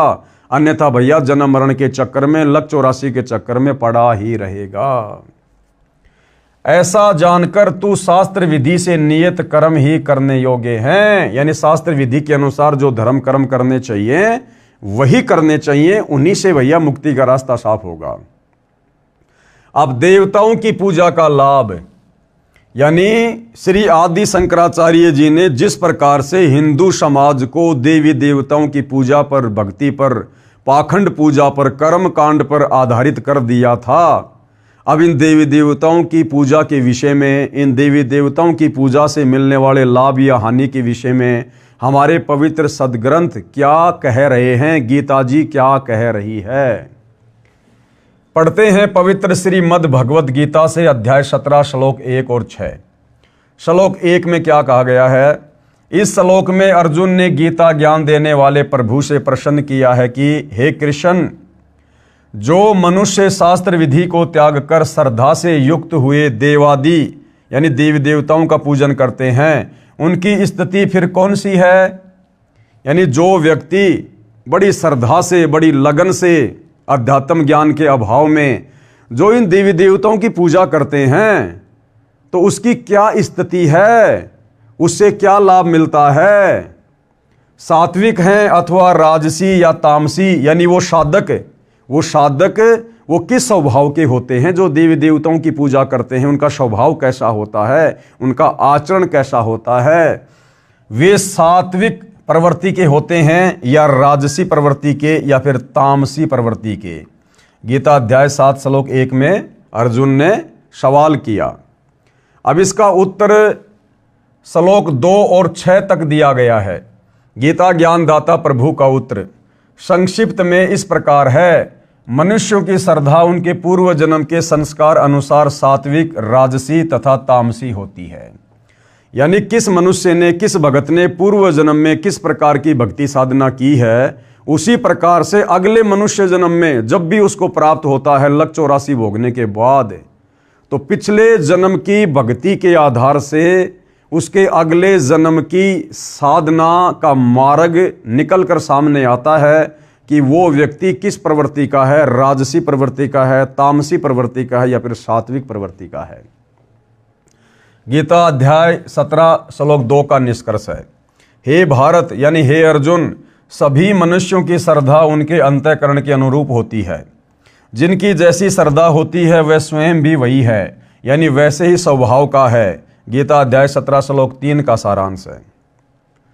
शास्त्र विरुद्ध साधना करने वाले सात्विक पुरुष देवों को पूजते हैं, यानी जो सात्विक स्वभाव के भगत होते हैं, व्यक्ति होते हैं, वो देवताओं का पूजन करते हैं। राजस पुरुष यक्ष और राक्षसों को तथा अन्य जो तामस मनुष्य हैं, जो क्रोधी हैं, वे प्रेत और भूत गणों को पूजते हैं। ये गीता अध्याय 17 श्लोक नंबर 4 का निष्कर्ष है। हे अर्जुन, जो मनुष्य शास्त्र विधि से रहित केवल मनमाना, मन कल्पित घोर तप को तपते हैं तथा दंभ और अहंकार से युक्त कामना, आसक्ति और बल के अभिमान से भी युक्त हैं। गीता अध्याय 17 श्लोक 5, यानी इस प्रकार के जो ये साधक होते हैं, इनके अंदर कमियां ही कमियां होती हैं। तथा जो शरीर रूप से स्थित भूत समुदाय को तथा अंतःकरण में स्थित मुझको यानी गीता ज्ञानदाता प्रभु को भी दुखी करने वाले हैं। यानी राजसी, तामसी और सात्विक भक्ति करने वाले साधक, ये गीता का ज्ञान देने वाला काल ब्रह्म कह रहा है कि ये इस प्रकार के श्रद्धालु मुझे भी दुखी करने वाले हैं, मुझे भी ये पीड़ा देते हैं इस प्रकार की आदि अधूरी भक्ति करके, यानी कष्ट पहुंचाते हैं। उन अज्ञानियों को तू असुर स्वभाव वाले जान। राजस, तामसी और सात्विक यानी देवी देवताओं की भक्ति करने वाले, गीता का ज्ञानदाता कह रहा है कि वो भगत नहीं है, वो असुर स्वभाव वाले हैं, राक्षस प्रवृत्ति के लोग जान उनको, उन अज्ञानियों को तू असुर स्वभाव वाले जान। गीता अध्याय 17 श्लोक नंबर 6 में लिखा है। यही प्रमाण गीता अध्याय 16 श्लोक 17 से 20 में भी है। कहा है कि श्लोक 17, वे अपने आप को ही श्रेष्ठ मानने वाले घमंडी पुरुष धन और मान के मद से युक्त केवल नाम मात्र के यज्ञों द्वारा पाखंड से शास्त्र विधि रहित यजन यानी पूजन करते हैं। गीता अध्याय 16 श्लोक 17 का निष्कर्ष है। फिर श्लोक 18 क्या कहता है? अहंकार, बल, घमंड और ये क्रोध आदि के परायण और दूसरों की निंदा करने वाले पुरुष अपने और दूसरों के शरीर में स्थित मुझसे यानी गीता ज्ञान दाता से द्वेष करने वाले होते हैं। यानी देवी देवताओं की पूजा करने वाले को ये गीता ज्ञान दाता कह रहा है कि वो तो मेरे से भी द्वेष करने वाले हैं, वो तो मेरी साधना पूजा भी नहीं करते। गीता अध्याय 16 श्लोक 18। श्लोक 19 क्या कहता है? उन द्वेष करने वाले पापाचारी और क्रूर कर्मी नराधमों को मतलब नीच मनुष्यों को, देखो भाई और बहनों, देवी देवताओं की पूजा करने वाले को नीच मनुष्यों की संज्ञा दे रही है गीता जी, नीच मनुष्यों की। उन द्वेष करने वाले पापाचारी और क्रूर कर्मी नराधमों को यानी नीच मनुष्यों को मैं संसार में बार बार आसुरी योनियों में ही डालता हूं। कौन कह रहा है? गीता का ज्ञान देने वाला ब्रह्म। हिंदू समाज से जुड़े भाई और बहनों, तुम्हारा भगवान, गीता का ज्ञान देने वाला भगवान, चाहे तुम श्री कृष्ण समझो, चाहे विष्णु समझो, चाहे काल ब्रह्म समझो, ये कह रहा है कि इस प्रकार से राजस, तामसी और सात्विक प्रवृत्ति के जो भगत हैं, जो साधक हैं, जो देवी देवताओं की पूजा करते हैं, शास्त्रों के विरुद्ध साधना करते हैं, ये गीता ज्ञान देने वाला भगवान कह रहा कि वो मुझे दुखी करने वाले हैं और मैं बार बार उनको आसुरी योनियों में डालता हूं। यानी कभी नरक में, कभी लक 84 में, मैं संसार में बार बार आसुरी योनियों में ही डालता हूं। गीता अध्याय 16 श्लोक 19। यानी देवी देवताओं की पूजा करने वाले का कतई मोक्ष नहीं है। थोड़ा बहुत लाभ जो इस ब्रह्म की भक्ति से मिलता है, वो लाभ भी देवी देवताओं की भक्ति से नहीं है। हम केवल अपना अनमोल समय और क्षमा से ही बर्बाद करते हैं। फिर श्लोक 20 क्या कहता है? हे अर्जुन, वे मूढ़ यानी मूर्ख, कौन? जो देवी देवताओं की पूजा करते हैं, जो राजस, तामसी और सात्विक जो प्रवृत्ति के लोग हैं, गीता ज्ञानदाता उनको मूर्ख कह रहा है कि हे अर्जुन, वे मूढ़ यानी मूर्ख मुझको न प्राप्त होकर ही जन्म जन्म में आसुरी योनि को प्राप्त होते हैं, फिर उससे भी अति नीच गति को प्राप्त होते हैं, यानी घोर नरक में गिरते हैं। उपरोक्त श्रीमद् भगवत गीता के श्लोकों का निष्कर्ष अब पूज्य गुरुदेव भगवान हमें और अच्छे से संक्षिप्त में सरल रूप में समझा रहे हैं कि इन तमाम बातों का क्या निष्कर्ष है। गीता अध्याय 17 श्लोक 1 में अर्जुन ने पूछा है कि हे कृष्ण, जो मनुष्य शास्त्र विधि को त्याग कर श्रद्धा से युक्त हुए देवादि यानी देवता आदि का पूजन करते हैं, वे स्वभाव से कैसे होते हैं? यानी देवी देवताओं की पूजा करने वालों का स्वभाव कैसा होता है? तो अर्जुन ने गीता अध्याय 7 श्लोक 12 से 15 में पहले सुना था कि तीनों गुणों यानी त्रिगुणमयी माया अर्थात रजगुण ब्रह्मा जी, सतगुण विष्णु जी तथा तमगुण शिव जी आदि देवताओं को पूजने वाले उन्हीं तक सीमित रहते हैं। उनकी बुद्धि उनसे ऊपर मुझ गीता ज्ञान दाता की भक्ति तक नहीं जाती है, जिसका ज्ञान इस त्रिगुणमयी माया द्वारा हरा जा चुका है। यानी जो लोग केवल ब्रह्मा विष्णु महेश और देवी देवताओं की भक्ति तक ही सीमित हैं, ये गीता का ज्ञान देने वाला काल ब्रह्म कह रहा है कि ऐसे लोगों का ज्ञान यानी जिनका ज्ञान यानी जिनकी बुद्धि इस त्रिगुणमयी माया द्वारा यानी ब्रह्मा विष्णु महेश द्वारा हरा जा चुका है, वे राक्षस स्वभाव को धारण किए हुए मनुष्यों में नीच दूषित कर्म करने वाले मूर्ख मेरी भक्ति भी नहीं करते। गीता का ज्ञान देने वाला काल ब्रह्म कह रहा है कि मेरी भक्ति भी नहीं करते।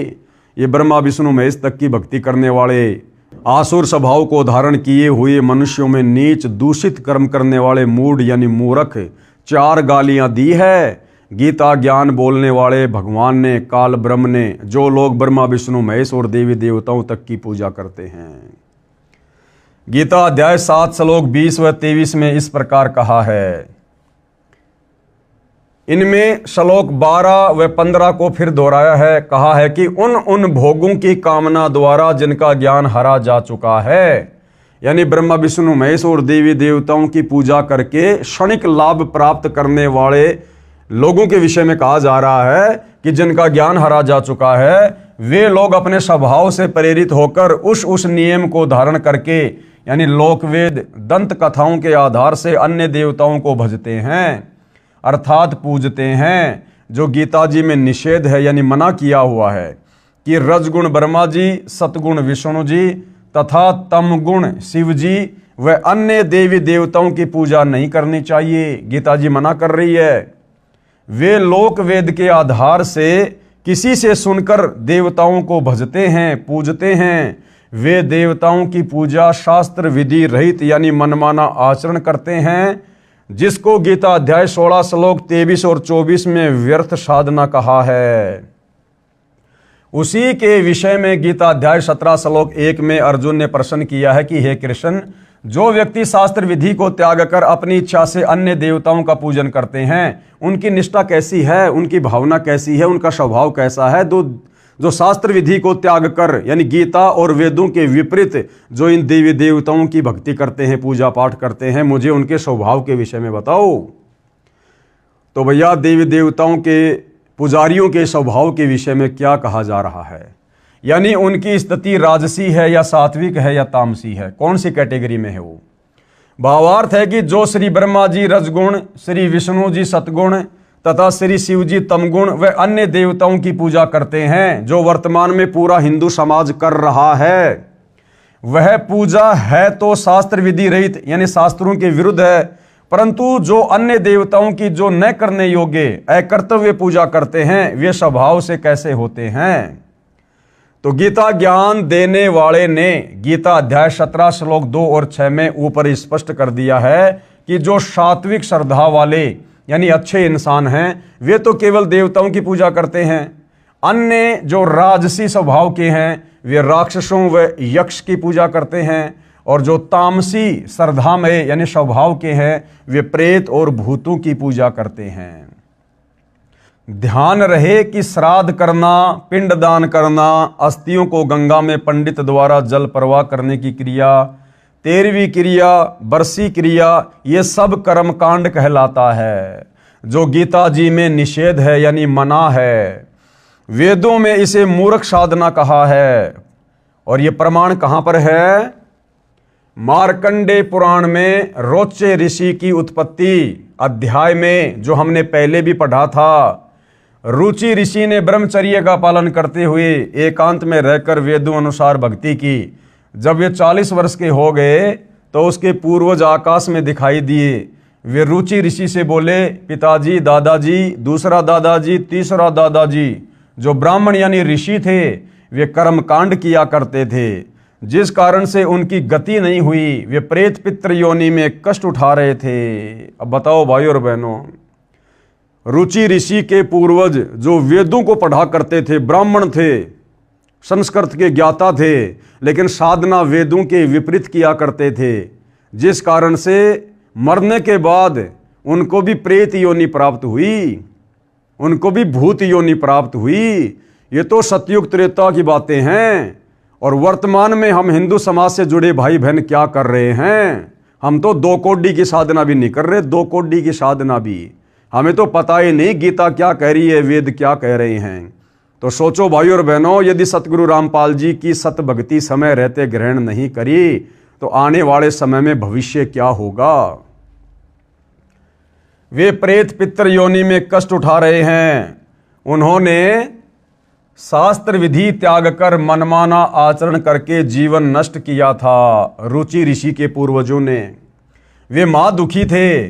उन्होंने रुचि ऋषि से कहा, बेटा तूने विवाह क्यों नहीं किया, हमारे श्राद्ध आदि क्रिया यानी कर्मकांड क्यों नहीं किए? क्योंकि वो प्रेत बनकर, भूत बनकर भूखे मर रहे थे, जो वेदों को पढ़ा करते थे लेकिन साधना वेदों के विपरीत किया करते थे। उनकी गति नहीं हुई, वो प्रेत और पितर की योनियों में कष्ट उठा रहे थे। तो वो अपने उस रुचि को दिखाई दिए और कहा कि हम महादुखी हैं, भूखे मर रहे हैं। भाई तूने शादी क्यों नहीं करवाई? तूने हमारे श्राद्ध क्यों नहीं निकलवाए? हमारे श्राद्ध आदि क्रिया यानी कर्मकांड क्यों नहीं किया?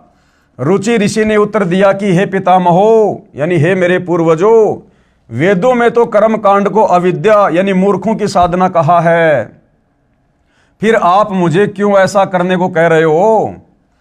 वो पितर बोले, बेटा रुचि, ये सत्य है कि कर्म कांड को वेदों में अविद्या कहा है, यानी श्राद्ध निकालना, ये पितृ पूजा करना, 13वीं 12वीं करना, अस्थियां गंगा में डालना, ये मूर्खों की साधना है। और आप जो साधना कर रहे हो ना, ये मोक्ष मार्ग है। लेकिन हम महाकष्ट में हैं, लेकिन वो अपने स्वार्थ के लिए उस रुचि ऋषि को भ्रमित करने की कुचेष्टा कर रहे हैं।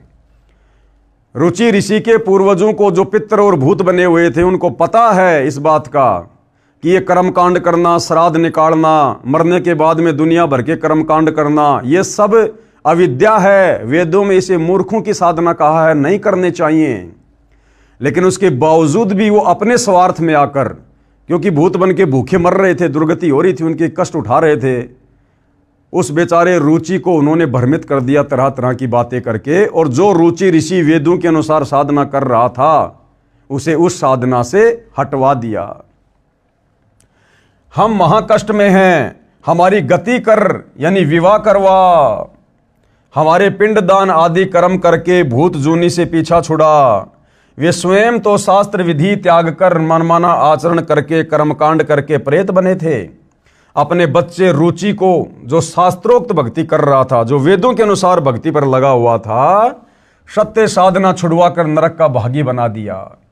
रुचि ऋषि ने विवाह कराया, फिर कर्म कांड किया, फिर वह भी भूत बना। पिंड दान करने से भूत जूनी छूट जाती है, उसके बाद जीव पशु पक्षी आदि की योनि प्राप्त करता है। क्या खाक गति कराई? अब उस रुचि ऋषि ने अपने पूर्वजों की बातों में आकर जो शास्त्र विधि अनुसार साधना कर रहा था, उसने वो छोड़ दी और अपने उन पूर्वजों का अपनी शादी करवाकर उसने श्राद्ध कर्म करना शुरू कर दिया। और अंत में मरने के बाद में वो रुचि ऋषि भी अपने पूर्वजों के पास चला गया, क्योंकि गीता जी अध्याय 9 श्लोक नंबर 25 हमें यही तो समझा रही है कि भैया पितृ पूजने वाले पितरों के पास जाएंगे, भूत पूजने वाले भूत बनेंगे, और देवताओं की पूजा करने वाले देवताओं के लोक में जाएंगे। तो गति कहां से हुई? तो अंत में रुचि ऋषि ने भी अपनी दुर्गति करवाई, जो बेचारा शास्त्रों के अनुसार सत भक्ति पर लगा हुआ था। और फिर गुरुदेव कहते हैं कि मान लो रुचि ऋषि ने वो शास्त्र विधि वाली साधना त्याग कर अपने पूर्वजों के बहकावे में आकर डर के मारे उसने शादी करवा कर और वो पाखंड वाली साधना शुरू कर दी, भूत पूजा शुरू कर दी, श्राद्ध निकालने शुरू कर दिए। अब गुरुदेव कह रहे हैं कि पिंड दान करने से उसके पूर्वजों की भूत योनि तो छूट गई, क्योंकि पिंड दान करने से भूत योनि छूट जाती है। लेकिन गति कहां हुई? वो भूत योनि यदि उसके पूर्वजों की छूट गई तो अगली योनि उनको गधे की मिल जाएगी, सुअर की मिल जाएगी, कुत्ते की मिल जाएगी, गंदी नाली के कीड़ों की मिल जाएगी, क्योंकि लत चौरासी भोगनी पड़ेगी। तो कहां उनकी मुक्ति हुई? वो कष्ट तो ज्यों का त्यों। अगर भूत योनि का कष्ट छूट गया तो गधे की योनि में कष्ट उठाएगा, किसी कुम्हार के नीचे आएगा, 2.5 मन का बोरा सारा दिन उसकी कमर पर रहेगा, नहीं चलेगा तो डंडे खाएगा, कमर पे जख्म हो जाएगा और जख्म को फिर कौवा नोच नोच के खाएगा। तो दुर्गति तो ज्यों की त्यों। तो भाई शास्त्र विधि को त्याग कर मनमानी साधना पूजा पाठ करने से, देवी देवताओं की पूजा करने से, श्राद्ध निकालने से, पिंड दान करने से, 12वीं 6 माही 13वीं बरसी आदि मनाने से, तीर्थों पर जाने से, धाम पूजने से भैया मुक्ति नहीं है, मोक्ष नहीं है, जीव की दुर्गति समाप्त नहीं हो सकती। आदरणीय गरीबदास जी क्या कहते हैं?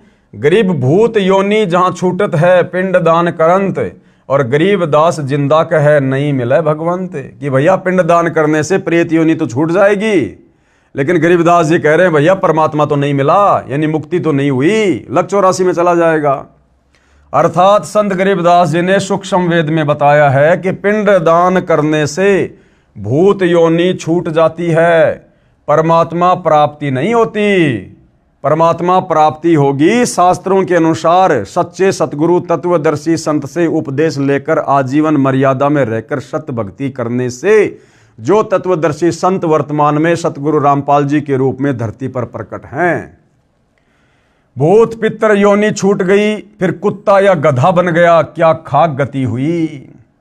गीता अध्याय 9 श्लोक 25 में भी ये तो यही स्पष्ट है। अब ये गीता अध्याय 9 श्लोक 25 क्या कह रहा है? गीता अध्याय 9 श्लोक 25, देवताओं को पूजने वाले देवताओं को प्राप्त होते हैं, पितरों को पूजने वाले पितरों को प्राप्त होते हैं। अब रुचि ऋषि ने श्राद्ध निकालकर अपने उन पूर्वजों की जो पितर बने हुए थे उनकी पूजा करनी शुरू कर दी, और मरने के बाद फिर वो कहां जाएगा? अपने उन्हीं पितरों के पास जाएगा। तो क्या खाक सुख प्राप्त करेगा जब वो पितर पहले से दुखी थे, महाकष्ट में थे। अब वो रोची ऋषि भी पितर बनकर अपने उन्हीं पूर्वजों के पास जाएगा, उस पितृलोक में जाएगा, और वो भी ऐसे ही अपने उन पूर्वजों की तरह कष्ट उठाएगा। देवताओं को पूजने वाले देवताओं को प्राप्त होते हैं, पितरों को पूजने वाले पितरों को प्राप्त होते हैं, भूतों को पूजने वाले भूतों को प्राप्त होते हैं। श्राद्ध निकालना यानी भूत पूजा, यानी भूत बनते हैं। और मेरा कौन? गीता का ज्ञान देने वाला ब्रह्म कह रहा है, गीता ज्ञान दाता का पूजन करने वाले मुझको प्राप्त होते हैं। ये कहा रहता है ब्रह्मलोक में, और ब्रह्मलोक में गया हुआ साधक भी पुनरावृत्ति में है, जन्म और मरण में है, पूर्ण मुक्ति नहीं है। इसलिए शास्त्र विधि अनुसार भक्ति करना लाभदायक है। अब शास्त्र विधि अनुसार भक्ति क्या है? चारों वेद और गीता जी के अनुसार, और पांचवा वेद जो सूक्ष्म वेद है, जिस सूक्ष्म वेद का ज्ञान सतलोक से चलकर स्वयं वो परम अक्षर ब्रह्म सत्य पुरुष कबीर देव धरती पर तत्वदर्शी संत की भूमिका करके समझाता है, उसके मार्गदर्शन में उन्हें गुरु धारण करके यदि आजीवन सत भक्ति की जाए तो भाइयों और बहनों हमें पूर्ण मुक्ति प्राप्त होगी। सदा सदा के लिए जन्म और मरण से झंझट समाप्त हो जाएगा। गीता अध्याय 17 के ही श्लोक 5 और 6 में स्पष्ट कर दिया है कि जो शास्त्र विधि से रहित मनमाना आचरण करते हुए घोर तप को तपते हैं, ये तथा उपरोक्त अन्य देवताओं यानी रजगुण ब्रह्मा जी, सतगुण विष्णु जी तथा तमगुण शिव जी तथा अन्य देवी देवताओं की पूजा करने वाले भूत व प्रेत पूजा, श्राद्ध आदि कर्मकांड करना भूत व प्रेत पूजा है। जो ऐसा करते हैं तथा जो यक्ष व राक्षसों की पूजा करते हैं, वे शरीर में स्थित भूतगणों को, जो कमलों में विराजमान शक्तियां हैं उनको, और अंतःकरण में स्थित मुझको यानी गीता ज्ञान दाता को दुखी करने वाले हैं। उन अज्ञानियों को असुर स्वभाव के जान, यानी क्लियर कर दिया भाइयों और बहनों। इस पूरी पृथ्वी पर वर्तमान में जो व्यक्ति सतगुरु रामपाल जी को सतगुरु धारण करके पांचवें वेद सूक्ष्म वेद के अनुसार भक्ति साधना नहीं कर रहा है, वो व्यक्ति अन्य चाहे कोई भी पूजा पाठ कर रहा है, चाहे ब्रह्मा विष्णु महेश की, चाहे काल ब्रह्म की, चाहे दुर्गा की, चाहे देवी देवताओं की, वो कोई भी भक्ति कर रहा है, वो व्यक्ति असुर स्वभाव को धारण किया हुआ मनुष्यों में नीच दूषित कर्म करने वाला मूर्ख व्यक्ति है। ये गीता जी कह रही है, गीता जी, और ये गीता का ज्ञान देने वाला काल ब्रह्म कह रहा है कि उन अज्ञानियों को, जो तत्वदर्शी संत की शरण में आकर भक्ति नहीं करता, बाकी मनमानी साधना करता है, उन अज्ञानियों को असुर स्वभाव के जान यानी राक्षस प्रवृत्ति का जान उनको, वो कब क्या कांड कर देंगे, कब उनके मन में क्या छल बल आ जाएगा, कोई भरोसा नहीं है, क्योंकि उनके ऊपर कोई कंट्रोल नहीं होता है। गीता अध्याय 16 श्लोक 17 व 20 में आप जी ने इसी विषय को पढ़ा। कहा है कि जो शास्त्र विधि रहित पूजन करते हैं वे अपने शरीर में तथा दूसरों के शरीर में स्थित मुझ गीता ज्ञान दाता से द्वेष करने वाले हैं, क्योंकि वे अन्य देवताओं की पूजा करते हैं। गीता ज्ञान दाता यानी काल ब्रह्म की पूजा नहीं करते, इसलिए द्वेष करने वाले कहा है। अब किसी बच्चे को पढ़ाए लिखाए पालन पोषण करे उसके माता पिता, और वो बच्चा ज़्यादा बात माने अपने पड़ोसियों की, तो माता पिता ऑटोमेटिक उस बच्चे से दुखी होते हैं। तो इसी प्रकार इस 21 ब्रह्मांड का पिता, 21 ब्रह्मांड का जनक, यहाँ का नकली भगवान ये काल ब्रह्म है। और काल ब्रह्म के अंतर्गत हम जितने भी प्राणी हैं, यदि हम उसकी भक्ति साधना नहीं करते हैं और बाकी अन्य देवी देवताओं की भक्ति करते हैं, तो हम उस काल ब्रह्म को दुखी कर रहे हैं, हम उससे द्वेष करने वालों की श्रेणी में हैं। उन द्वेष करने वाले यानी श्री ब्रह्मा जी रजगुण, श्री विष्णु जी सतगुण तथा श्री शिव जी तमगुण, जो काल ब्रह्म की 3 प्रधान शक्तियां हैं, तथा अन्य देवी देवताओं की पूजा करने वाले पापाचारी क्रूर कर्मी नराधमों को यानी मनुष्य में नीच उन व्यक्तियों को मैं बार बार आसुरी योनियों में डालता हूं, यानी नरक में डालता हूं, 84 में डालता हूं। तो देख लो भाइयों और बहनों, ये पवित्र गीता जी, ये पवित्र शास्त्र देवी देवताओं की पूजा करने वालों के विषय में, ब्रह्मा विष्णु महेश की पूजा करने वालों के विषय में क्या दिशा निर्देश दे रहा है। ये श्लोक सतगुरु रामपाल जी ने नहीं लिखे भाई। कोई ये सोचे कि भैया तो संत रामपाल जी ने अपनी तरफ से लिख दिए होंगे। भैया गीता मार्केट में मिलती है, या गीता प्रेस गोरखपुर से ले आओ, किसी भी धार्मिक पुस्तकों वाली दुकान से ले आओ, और गीता जी को आंखों के सामने रखो, और जो श्लोक जो अध्याय सतगुरु रामपाल जी बता रहे हैं एज इट इज, ऐसा का ऐसा उस गीता में लिखा हुआ मिलेगा। उसके बाद तो आप लोगों ने विश्वास करना चाहिए कि हम किस दिशा में जा रहे हैं। गीता अध्याय 16 श्लोक 20 में कहा है कि हे अर्जुन, वे मूढ़ कौन, जो देवी देवताओं की पूजा करते हैं, ब्रह्मा विष्णु महेश की भक्ति करते हैं, वे मूढ़ यानी मूर्ख मुझको न प्राप्त होकर, यानी काल की भक्ति करके उसके ब्रह्मलोक को प्राप्त ना होकर जन्म मरण में आसुरी योनि को प्राप्त होते हैं, फिर उससे भी अति नीच गति को प्राप्त होते हैं, यानी घोर नरक में गिरते हैं। उपरोक्त गीता के प्रकरण को समझने के लिए यानी प्रमाण के लिए कृपया पढ़ें और आंखों देखें उपरोक्त श्लोकों की फोटोकॉपियां जो श्रीमद् भगवद गीता पदच्छेद अन्वय से है। ये गीता प्रेस गोरखपुर से प्रकाशित गीता है जिसका नाम है गीता पदच्छेद अन्वय। ये गीता जी अब मैं आपको दिखाना चाहूँगा, ये वाली गीता जी है, ये जो मेरे हाथ में है, ये वाली गीता जी जो गीता प्रेस गोरखपुर से प्रकाशित है, जिसकी फोटोकॉपियां यहाँ पर सतगुरु रामपाल जी ने लगा रखी हैं। श्रीमद् भगवद गीता पदच्छेद अन्वय से है, जो भारत की प्रसिद्ध व विश्व स्तरीय गीता प्रेस गोरखपुर से मुद्रित तथा प्रकाशित है तथा श्री जय दयाल गोविंद का द्वारा अनुवादित है। अब देखिएगा भाइयों और बहनों, ये तमाम फोटोकॉपियाँ इसी गीता जी की सतगुरु रामपाल जी ने लगा रखी है, जिन श्लोकों के विषय में आपको ऊपर बताया गया है। अब आप जब अपनी आंखों से देखेंगे तो आप भाई बहनों को विश्वास होगा कि वास्तव में हमारे धर्म की पवित्र पुस्तकें भक्ति और भगवान के विषय में क्या दिशा निर्देश दे रही हैं, और हमारे जितने भी आचार्य शंकराचार्य धर्मगुरु हैं, इन लोगों ने अपनी अज्ञानता के चलते इन धर्मशास्त्रों को तत्वदर्शी संत के तत्व ज्ञान के अभाव में अच्छे से ना समझकर आम समाज में क्या शास्त्र विरुद्ध घटिया साधना प्रचलित करवा दी है। गीता जी अध्याय 17 के कुछ श्लोकों की फोटोकॉपी, गीता अध्याय 17 श्लोक 1 की फोटोकॉपी आपकी आंखों के सामने है। हे कृष्ण, यानी अर्जुन सवाल कर रहा है, हे कृष्ण, जो मनुष्य शास्त्र विधि को त्याग कर यानी गीता और वेदों में लिखी हुई भक्ति साधना को त्याग कर और श्रद्धा से युक्त हुए देवता आदि का पूजन करते हैं, देवादि का यानी देवता आदि का पूजन करते हैं, उनकी स्थिति फिर कौन सी है, सात्विक है अथवा राजसी है अथवा तामसी है। तो इसका जवाब गीता अध्याय 17 श्लोक 2 की फोटोकॉपी में है। मनुष्यों की वह शास्त्रीय संस्कारों से रहित केवल स्वभाव से उत्पन्न श्रद्धा सात्विकी और राजसी तथा तामसी ऐसे तीनों प्रकार की ही होती है। उसको तू मुझसे सुन कि ध्यान दे, अब मैं तुझे बताता हूं। तो गीता अध्याय 17 श्लोक 3 में बता रहा है, ये संस्कृत आप जी की आंखों के सामने है। हे भारत यानी हे अर्जुन, सभी मनुष्यों की श्रद्धा उनके अंतःकरण के अनुरूप होती है। यानी जिसको जैसा ज्ञान होता है अध्यात्म के विषय में, उसकी श्रद्धा उस इष्ट के प्रति वैसी ही होती है। यह पुरुष श्रद्धामय है, इसलिए जो पुरुष जैसी श्रद्धा वाला है वह स्वयं भी वही है। गीता अध्याय 17 श्लोक 4 की फोटोकॉपी संस्कृत में श्लोक आप जियों के सामने है। यानी सात्विक पुरुष, यानी सात्विक जो भगत होते हैं वो देवों को पूजते हैं। जो सात्विक प्रवृत्ति के जो व्यक्ति होते हैं वो देवी देवताओं की पूजा करते हैं।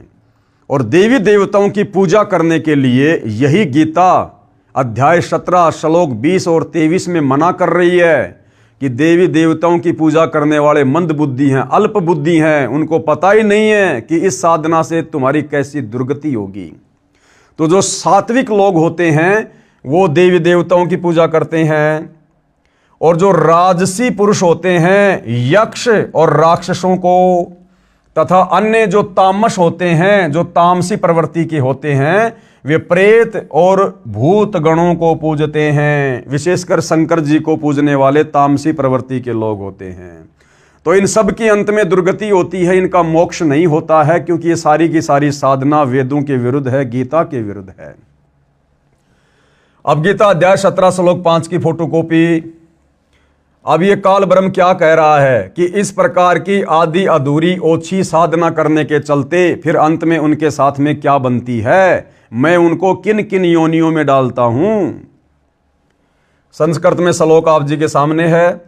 जो मनुष्य शास्त्र विधि से रहित केवल मन कल्पित घोर तप को तपते हैं, यानी गीता और वेदों के विरुद्ध मनमानी भक्ति साधना करते हैं। जैसे हमारे वर्तमान के धर्मगुरु अपने भक्तों को सलाह देते हैं, भैया बाबा श्याम जी की पैदल यात्रा में जाना चाहिए, बाबा रामदेव की पैदल यात्रा करनी चाहिए।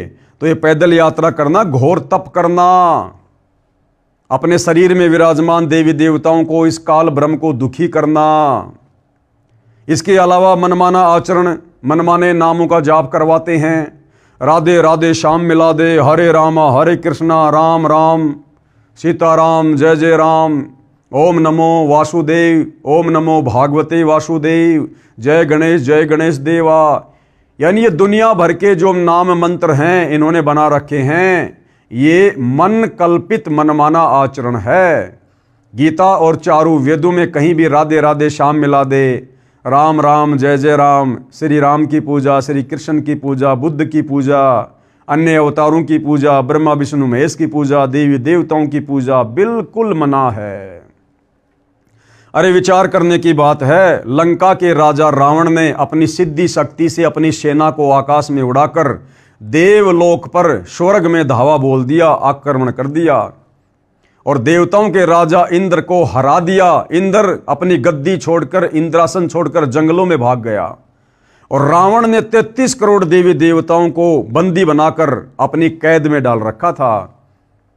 जिन देवी देवताओं की हमारे से हमारे धर्मगुरु पूजा करवाते हैं, जब वो देवी देवता बेचारे खुद ही लाचार और बेबस पड़े हुए थे रावण की जेल में, उनकी भक्ति साधना करने से हमें भला कैसे मुक्ति मिलेगी।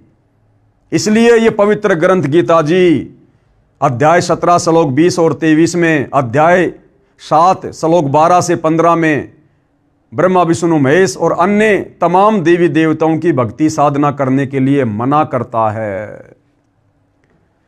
जो मनुष्य शास्त्र विधि से रहित केवल मन कल्पित घोर तप को तपते हैं, दंभ और अहंकार से युक्त एवं कामना, आसक्त और बल के अभिमान से भी युक्त हैं, यानी हर प्रकार से उनमें मान बढ़ाई, राग द्वेष ईर्ष्या अहंकार समाया हुआ होता है।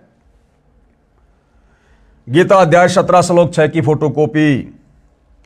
शरीर रूप से स्थित भूत समुदाय को, शरीर रूप से स्थित भूत समुदाय यानी हमारे शरीर में जो कमल चक्कर बने हुए हैं उनमें जिन जिन उन प्रधान देवी देवताओं का वास है, जैसे स्वाद कमल में ब्रह्मा और सावित्री जी का वास है, मूल कमल में गणेश जी का वास है, नाभि कमल में श्री विष्णु और लक्ष्मी जी का वास है, कंठ कमल में दुर्गा देवी का वास है, हृदय कमल में शंकर और पार्वती का वास है। तो यहां गीता ज्ञान देने वाला ये भगवान क्या कह रहा है कि ये जो देवी देवताओं की पूजा करते हैं, ब्रह्मा विष्णु महेश की पूजा करते हैं, मन कल्पित मनमाना आचरण करते हैं, घोर ये तप करते हैं, पाखंड पूजा करते हैं, तो गीता ज्ञान देने वाला कह रहा है कि भैया ऐसे भगत, ऐसे श्रद्धालु इस शरीर में विराजमान भूत गणों को, भूत यानी भूत वैसे भगवानों को भी कहा जाता है, तो ये जितने भी जो प्रधान देवी देवता हमारे शरीर में बने इन कमल चक्रों में बैठे हैं, तो गीता ज्ञानदाता कह रहा कि उनको भी दुखी करते हैं। शरीर रूप में स्थित भूत समुदायों को और अंतःकरण में स्थित मुझ परमात्मा को भी कृश करने वाले हैं, अर्थात दुखी करने वाले हैं। उन अज्ञानियों को तू आसुर स्वभाव वाले जान, यानी उन अज्ञानियों को, उन मंद बुद्धियों को जो ये पाखंड पूजा करते हैं, गीता वेदों की विपरीत पूजा करते हैं, मन माने मंत्रों का जाप करते हैं, घोर तप करते हैं, कहते हैं तू उनको आसुर यानी राक्षस स्वभाव के जान। राक्षस स्वभाव के अध्याय 16 के कुछ श्लोकों की फोटोकॉपी, गीता अध्याय 16 श्लोक 17 की फोटोकॉपी। यहां पर संस्कृत में श्लोक लिखा हुआ है, यहां इसका अनुवाद है। वे अपने आप को ही श्रेष्ठ मानने वाले घमंडी पुरुष धन और माया के मद से युक्त होकर केवल नाम मात्र के यज्ञों द्वारा, यानी छोटी मोटी साधना करके, कोई भंडारा करके, पाखंड से शास्त्र विधि रहित यजन यानी पूजा पाठ करते हैं। यानी आज पूरा का पूरा हिंदू समाज इसी पाखंड पूजा पर आधारित है। गीता अध्याय 16 श्लोक 18 की फोटोकॉपी, संस्कृत में श्लोक आप जियों के सामने है। अहंकार, बल, घमंड, कामना और क्रोध आदि के प्रायण यानी वशीभूत होकर और दूसरों की निंदा करने वाले पुरुष यानी वो भगत अपने और दूसरों के शरीर में स्थित मुझ अंतर्यामी से द्वेष करने वाले हैं। ये काल कह रहा है कि इन देवी देवताओं की पूजा करने वाले पाखंड, अहंकार और घमंड से युक्त ये क्या करते हैं, ये मुझसे द्वेष करने वाले हैं, यानी ये मेरी भक्ति भी नहीं करते, ओम नाम की भक्ति भी नहीं करते, और ही पाखंड पूजाओं में, घटिया साधनाओं में लगे रहते हैं। गीता जी अध्याय 16 श्लोक 19 की फोटोकॉपी, संस्कृत में श्लोक आप जियों के सामने है। अब ये काल ब्रह्म गीता का ज्ञान देने वाला भगवान क्या कह रहा है ऐसे भक्तों के विषय में, ऐसे साधकों के विषय में जो मनमानी भक्ति करते हैं, घोर तप को तपते हैं, देवी देवताओं की पूजा करते हैं, ब्रह्मा विष्णु महेश की पूजा करते हैं, तीर्थों पर जाते हैं, धामों पर जाते हैं, पैदल यात्रा करते हैं, मंदिर, मस्जिद, चर्च, गुरुद्वारों में जाते हैं। उनके विषय में क्या कहा जा रहा है कि उन द्वेष करने वाले पापाचारी, यानी वो हर प्रकार का पाप भी करते हैं, मुर्गी मार के वो खा जाएं, किसी भी प्रकार का मांस मटन वो खा लेते हैं, शराब वो पी लेते हैं, बीड़ी, सिगरेट, गुटखा, जर्दा, तमाकू, हुक्का, हर प्रकार का नशा वो करते हैं, इसलिए उनको पापाचारी भी कहा है। उन द्वेष करने वाले पापाचारी और क्रूर कर्मी यानी घोर से घोर निंदनीय कर्म करने वाले नराधमों को, नराधमों यानी मनुष्यों में नीच व्यक्तियों को मैं कौन, ये गीता का ज्ञान देने वाला भगवान संसार में बार बार आसुरी योनियों में ही डालता हूं, भूत प्रेत की योनियों में डालता हूं, भूत प्रेत की योनियों में। गीता अध्याय 16 श्लोक 20 की फोटोकॉपी। फिर आगे क्या कह रहा है ये गीता का ज्ञान देने वाला काल ब्रह्म अर्जुन से। हे अर्जुन, वे मूढ़ मुझको न प्राप्त होकर, यानी नीचे देवी देवताओं की पूजा करने वाले, पाखंड पूजा करने वाले, मंदिर, मस्जिद, चर्च, गुरुद्वारों की पूजा करने वाले, हे अर्जुन वे मूढ़ यानी मूर्ख मुझको न प्राप्त होकर ही जन्म जन्म में आसुरी योनियों को प्राप्त होते हैं, भूत प्रेत और पितर बनकर कष्ट भोगते हैं, उससे भी अति नीच गति को प्राप्त होते हैं, अर्थात घोर नरक में पड़ते हैं।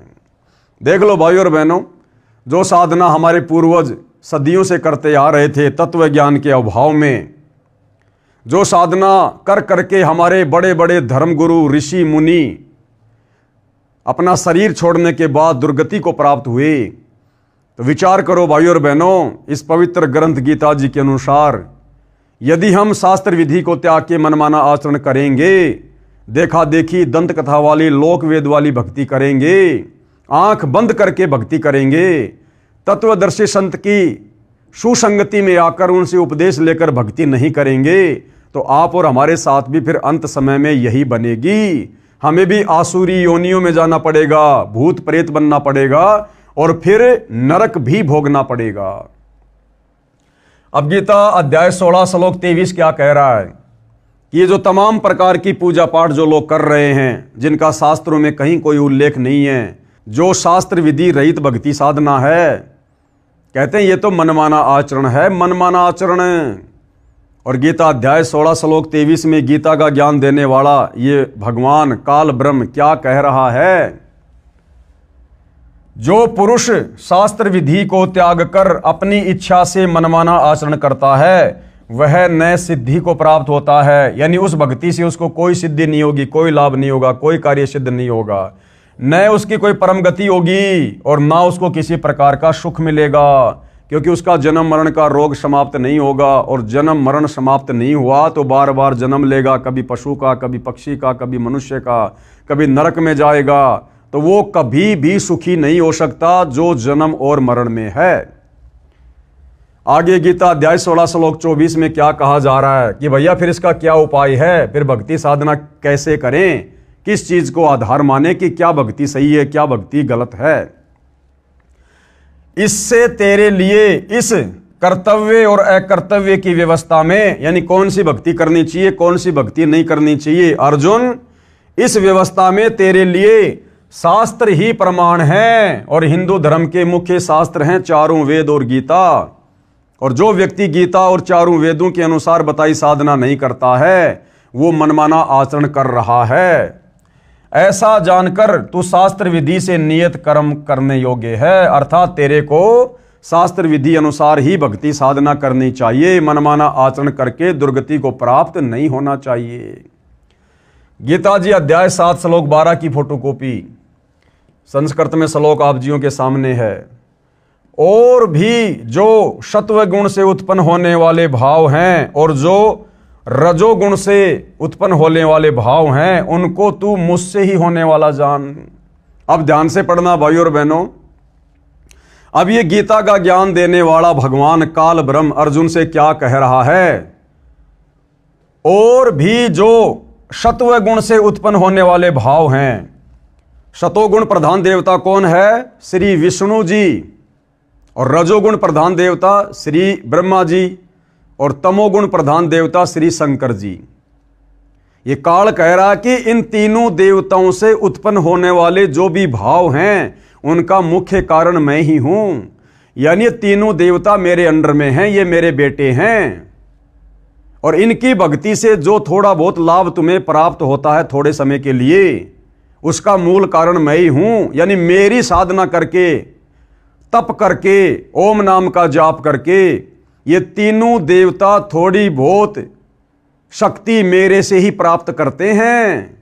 इसलिए इन तीनों देवताओं की और अन्य देवी देवताओं की भक्ति करने वाला कभी भी परम सुख और परम शांति को प्राप्त नहीं हो सकता। यानी मूल कारण 21 ब्रह्मांड में, ये 21 ब्रह्मांड का नकली भगवान, गीता का ज्ञान देने वाला भगवान, ये काल ब्रह्म है। बाकी सब इसके नीचे हैं, सब इसके कंट्रोल में हैं, सब इसके अंडर में हैं। इसलिए ये कह रहा कि और भी जो सत्व गुण से, रजोगुण से, तमोगुण से उत्पन्न होने वाले भाव हैं, उन सबको तू मुझसे ही होने वाला जान।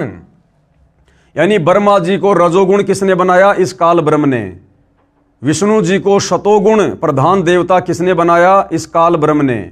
और शंकर जी को तमोगुण प्रधान देवता किसने बनाया? इस काल ब्रह्म ने। क्यों बनाया? अपने स्वार्थ के लिए बनाया, अपने भोजन के जुगाड़ के लिए बनाया, क्योंकि इसको प्रतिदिन 1 लाख मनुष्य शरीरधारी स्त्री या पुरुषों के सूक्ष्म शरीर से निकली गंध, वासना, वो मैल खाने का श्राप लगा हुआ है। ये स्वयं किसी के सामने प्रकट नहीं होता है, इसका अटल नियम है, विधान है। ये अपने ओरिजिनल रूप में किसी के सामने प्रकट नहीं होता। और अपने भोजन की व्यवस्था इसने अपने तीनों पुत्रों ब्रह्मा विष्णु महेश के माध्यम से करवा रखी है। रजोगुण के प्रभाव से ब्रह्मा जी आप और हमें संतान उत्पन्न करने के लिए विवश करता है। और एक परिवार में बांध के रखता है हमारे को विष्णु जी का शतोगुण, और तमोगुण शंकर जी के माध्यम से फिर ये मन मुटाव करवा कर, लड़ाई झगड़ा करवा कर, द्वेष करवा कर, एक्सीडेंट में या बीमारी में जैसे भी ये अंत में हमारी मृत्यु करवा देता है। और मृत्यु होने के बाद सीधे हम इसके ब्रह्मलोक में जाते हैं एक बार, जहाँ पर इसने तपतशिला बना रखी है, आग की जलती हुई बहुत गर्म टुकड़ी। वहाँ पर हमारे को ये सूक्ष्म शरीर में भूनता है। सूक्ष्म शरीर में जीव मरता नहीं है, लेकिन पीड़ा वर्तमान शरीर से भी कई गुना ज़्यादा होती है। और जीवन भर में हमने जो भी कुछ खाया पिया होता है, अच्छा बुरा, चटपटा, शराब वगैरह, तीखा कड़वा मीठा, मांस मदिरा, वो सारी वासना सूक्ष्म शरीर में जमा होती है। उस सूक्ष्म वासना को ये वहाँ पर गर्म करके छुड़वाता है। जैसे किसी बर्तन के ऊपर मैल जमा हो जाता है, तो बर्तन का मैल साफ करने वाला उसे बहुत तेज आग में रख कर उसको तपाता है, उसके बाद वो मैल छूटता है। तो वहाँ पर ये सूक्ष्म शरीर में आत्मा बड़ी दुखी होती है, बड़ी पीड़ा होती है इसको। इस प्रकार से वो इसका भोजन है। इसलिए भाइयों और बहनों, इसने अपने तीनों पुत्रों ब्रह्मा विष्णु महेश के माध्यम से हमारे को कर्म बंधनों में बांध रखा है, तीनों गुणों में हमारे को जकड़ रखा है। और यदि हम इस कर्म बंधन से छूट सकते हैं, इन तीनों गुणों के प्रभाव से दूर होकर शत भक्ति कर सकते हैं, तो केवल तत्वदर्शी संत की शरण में आकर, क्योंकि तत्वदर्शी संत इन तीनों गुणों और इस काल के प्रभाव से दूर होता है, क्योंकि वो तत्वदर्शी संत स्वयं परम अक्षर ब्रह्म होता है, तीनों लोकों में प्रवेश करने वाला, सबका धारण पोषण करने वाला कबीर देव होता है। इसलिए भाइयों और बहनों, मुक्ति का दूसरा रास्ता पृथ्वी पर कहीं और नहीं है। तो क्या कह रहा है ये काल ब्रह्म? और भी जो सत्व गुण से उत्पन्न होने वाले भाव हैं और जो रजोगुण से, उन सबको तू मुझसे ही होने वाला जान कि इन तीनों देवता ब्रह्मा विष्णु महेश का आदि कारण मैं ही हूं, ऐसा जान। परंतु वास्तव में उनमें मैं और वे मुझ में नहीं हैं, लेकिन वो मेरे में और मैं उनमें नहीं हूं। इसका मतलब गुरुदेव ने क्या बताया कि मैं उनसे अलग रहता हूं, मैं उनसे अलग रहता हूं, ब्रह्मलोक में रहता हूं, लेकिन मेरी माया से ही वो सारे कार्य करते हैं। जगत को करते हुए दिखाई देते हैं ये तीनों देवता, परंतु उसका आदि कारण, मूल कारण मैं ब्रह्म हूं। मेरी शक्ति से, मेरे प्रभाव से ये तीनों देवता कार्य कर रहे हैं। ये है भाइयों और बहनों इसका अर्थ। विशेष अब पूज्य गुरुदेव भगवान क्या समझाना चाहते हैं? विशेष गीता ज्ञान दाता ने कहा है, किसने? काल ब्रह्म ने, कि रजगुण ब्रह्मा जी से उत्पत्ति, सतगुण विष्णु जी से स्थिति तथा तमगुण शिव जी से संहार होता है। ये सब मेरे लिए है, क्योंकि इसको भोजन चाहिए, मेरा आहार बनता रहे। गीता ज्ञान दाता काल है, जो स्वयं गीता अध्याय 11 श्लोक 32 में अपने को काल कहता है। यह श्रापवश 1 लाख मानव को प्रतिदिन खाता है। इसलिए कहा है कि जो रजगुण ब्रह्मा जी, सतगुण विष्णु जी तथा तमगुण शिव जी से हो रहा है, उसका निमित्त मैं हूं, परंतु मैं इनसे यानी ब्रह्मा विष्णु महेश से भिन्न हूं। यानी इस काल के रिमोट से ये ब्रह्मा विष्णु महेश तीनों देवता काम करते हैं। तो भाइयों बहनों, रिमोट चलाने वाला अलग होता है और टीवी अलग होता है, लेकिन वो रिमोट से टीवी चलता है। तो ये जो काल ब्रह्म है, ये अपने ब्रह्म लोक में रहता है और यहाँ अपने रिमोट से ब्रह्मा विष्णु महेश के माध्यम से पूरी सृष्टि के जीवों को कर्म बंधनों में, तीनों गुणों में, रजगुण, सतगुण और तमगुण में बांध के रखता है। उसके बाद गीता अध्याय 7 श्लोक नंबर 13 की फोटोकॉपी, ये संस्कृत में श्लोक आप जियों के सामने है। गुणों के कार्य रूप यानी रजगुण ब्रह्मा, सतगुण विष्णु, तमगुण शिव जी के कार्य रूप सात्विक, राजस और तामस, इन तीनों प्रकार के भावों से यह सारा संसार प्राणी समुदाय मोहित हो रहा है। ये काल कह रहा है कि तीनों गुणों ब्रह्मा विष्णु महेश और उनसे निकलने वाले गुण, रजगुण, सतगुण, तमगुण, इन तीनों गुणों के प्रभाव से ये पूरा मानव समुदाय ये प्रभावित रहता है। यानी तीनों गुणों से ही ये प्राणी चलते हैं। इन तीनों गुणों से परे मुझ अविनाशी को नहीं जानता। इन तीनों गुणों से परे ये गीता का ज्ञान देने वाला काल भगवान कह रहा है कि मुझ अविनाशी को नहीं जानते, यानी मुझ ब्रह्म के बारे में कि मैं ब्रह्मलोक में रहता हूं, मेरा ओम नाम का जाप है, मेरी साधना करने वाला ब्रह्मलोक में चला जाता है। कह रहा है कि इन तीनों के माया से प्रभावित होकर, श्री ब्रह्मा जी के रजोगुण से प्रभावित होकर, श्री विष्णु जी के सतोगुण से प्रभावित होकर और शंकर जी के तमोगुण से प्रभावित होकर ये जन समुदाय यानी एक ब्रह्मांड के सारे प्राणी ये इतने प्रभावित हैं कि ये मुझ काल ब्रह्म को भी नहीं जानते। और यहां इसने जो अपने आप को अविनाशी कहा है, अविनाशी यानी जिसका कभी विनाश नहीं होता, इसने अविनाशी अपने को सिर्फ इसलिए कहा है क्योंकि इसकी मृत्यु बहुत लंबे समय बाद होती है। ब्रह्मा विष्णु महेश तो करोड़ों अरबों बार खत्म हो जाते हैं, तब कहीं जाकर ये काल मरता है, एक बार इसका शरीर छूटता है, जैसा कि परमात्मा जी ने विधान बना रखा है। तो ये इन तीनों से उत्तम है, इसलिए अपने आप को अविनाशी कह रहा है। आगे चलिए भाइयों और बहनों, गीता अध्याय 7 श्लोक नंबर 14 की फोटोकॉपी श्लोक आप जियों के सामने है। और क्या कहा जा रहा है? क्योंकि यह अलौकिक अर्थात अति अद्भुत त्रिगुणमयी मेरी माया बड़ी दस्तूर है।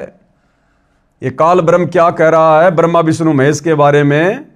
क्योंकि यह अलौकिक अर्थात अति अद्भुत त्रिगुणमयी माया, रजगुण ब्रह्मा सतगुण विष्णु, ये मेरी माया बड़ी दुस्तर है, यानी बड़ी खतरनाक है। परंतु जो पुरुष केवल मुझको ही निरंतर भजते हैं वे इस माया को उल्लंघन कर जाते हैं, अर्थात संसार से तर जाते हैं। अब ये काल ब्रह्म क्या कह रहा है कि वैसे तो ये ब्रह्मा विष्णु महेश से निकल रही माया, रजगुण सतगुण तमगुण, ये बड़ी दस्तूर है, बड़ी खतरनाक है, जिसने एक ब्रह्मांड के सारे प्राणियों को मोहित कर रखा है। फिर ये काल क्या कहता है? परंतु जो व्यक्ति इस त्रिगुणमयी माया से ऊपर उठकर, यानी ब्रह्मा विष्णु महेश की रजगुण सतगुण और तमगुण इस माया से, जिस माया ने एक ब्रह्मांड के सभी प्राणियों को जकड़ रखा है, मोहित कर रखा है, कहते हैं जो इस त्रिगुणमयी माया से ऊपर उठकर और मुझ काल ब्रह्म की भक्ति करते हैं, मेरे ओम नाम का जाप करते हैं, वे इस माया को उल्लंघन कर जाते हैं, अर्थात संसार से तर जाते हैं। संसार से तरने का मतलब ब्रह्मा विष्णु महेश की भक्ति ना करके और जो मुझ काल ब्रह्म की भक्ति करते हैं वो लंबे समय तक मेरे ब्रह्म लोक में आनंद से रहेंगे। लेकिन भाई ब्रह्म लोक में गया हुआ साधक भी पुनरावृत्ति में है। कहने का मतलब है कि ब्रह्मा विष्णु महेश की भक्ति से तो मुझ काल ब्रह्म की भक्ति कर लो, वो लाख गुना अच्छी है। भले तुम्हारा जन्म मरण समाप्त नहीं होगा, गधे कुत्ते बनना समाप्त नहीं होगा, लेकिन महास्वर्ग में ब्रह्मा विष्णु महेश की तुलना में तुम काफी लंबे समय तक रहोगे। इसके कहने का मतलब यह है कि ब्रह्मा विष्णु महेश की पूजा से तो मुझ काल की पूजा अच्छी है, उत्तम है। फिर गीता अध्याय 7 श्लोक 15, यहां ये काल ब्रह्म गीता का ज्ञान देने वाला, जो ये प्राणी समुदाय केवल ब्रह्मा विष्णु महेश की इन तीनों गुणों की भक्ति पर आधारित है, ये गीता का ज्ञान देने वाला भगवान काल ब्रह्म ऐसे भक्तों को 4 गालियां दे रहा है। 4 गालियां जो केवल ब्रह्मा विष्णु महेश तक की भक्ति पर सीमित हैं, जो इस काल की भक्ति भी नहीं करते। माया के द्वारा जिनका ज्ञान हरा जा चुका है। कौन सी माया के द्वारा? रजगुण ब्रह्मा के द्वारा, सतगुण विष्णु के द्वारा, तमगुण शिव जी के द्वारा। माया के द्वारा जिनका ज्ञान हरा जा चुका है, ऐसे आसुर स्वभाव को धारण किए हुए यानी राक्षस प्रवृत्ति के लोग, मनुष्यों में नीच यानी इंसानों में घटिया कर्म करने वाले, दूषित कर्म करने वाले, मूढ़ लोग यानी मूर्ख लोग, मुझको यानी काल ब्रह्म कह रहा है कि मुझको नहीं भजते, कि तत्व ज्ञान के अभाव में, सत्य ज्ञान के अभाव में ये ब्रह्मा विष्णु महेश तक की पूजा करने वाले मूर्ख लोग, मूढ़ लोग, मनुष्यों में नीच दूषित कर्म करने वाले, राक्षस स्वभाव को धारण किए हुए लोग मुझ काल ब्रह्म की पूजा भी नहीं करते। इसलिए ये यहाँ पर दुखी हो रहा है, परेशान हो रहा है कि ये पूरी की पूरी दुनिया केवल ब्रह्मा विष्णु महेश को ही परमात्मा मान के पूज रही है, जबकि इस दुनिया को ये नहीं पता कि ब्रह्मा विष्णु महेश का रिमोट भी मुझ काल के हाथ में है। ये त्रिगुणमयी माया, रजगुण ब्रह्मा, सतगुण विष्णु, तमगुण शिव जी, ये काल ब्रह्म कह रहा है कि मेरे रिमोट से काम करते हैं और ये दुनिया मुझे नहीं पूजती, केवल इन्हीं की भक्ति तक सीमित है और 84 लाख योनियों में नरक में बार बार चक्कर काटती रहती है। आगे भाइयों और बहनों, विशेष इस गीता अध्याय 7 श्लोक 15 में स्पष्ट किया है कि जिन साधकों की आस्था रजगुण ब्रह्मा जी, सतगुण विष्णु जी तथा तमगुण शिव जी में अति दृढ़ है तथा जिनका ज्ञान लोक वेद दंत कथाओं के आधार से इस त्रिगुणमयी माया के द्वारा हरा जा चुका है, वे इन्हीं तीनों प्रधान देवताओं व अन्य देवताओं की भक्ति पर दृढ़ हैं। इनसे ऊपर मुझे यानी गीता ज्ञान दाता को नहीं भजते, नहीं पूजते। ऐसे व्यक्ति राक्षस स्वभाव को धारण किए हुए मनुष्यों में नीच, नराधमा, दूषित कर्म करने वाले मूर्ख हैं। वे मुझको यानी गीता ज्ञान देने वाले काल ब्रह्म को भी नहीं पूजते, नहीं भजते। स्पष्ट कर दिया भाई और बहनों इस पवित्र ग्रंथ ने। फिर गीता अध्याय 7 श्लोक 20 की फोटोकॉपी संस्कृत में श्लोक आप जियों के सामने है। और हे अर्जुन, ये काल ब्रह्म कह रहा है कि हे अर्जुन, उन भोगों की कामना द्वारा जिनका ज्ञान हरा जा चुका है, वे लोग अपने स्वभाव से प्रेरित होकर उस नियमों को धारण करके अन्य देवताओं को भजते हैं अर्थात पूजते हैं। गीता अध्याय 7 श्लोक 21 की फोटोकॉपी संस्कृत में श्लोक आप जियों के सामने है।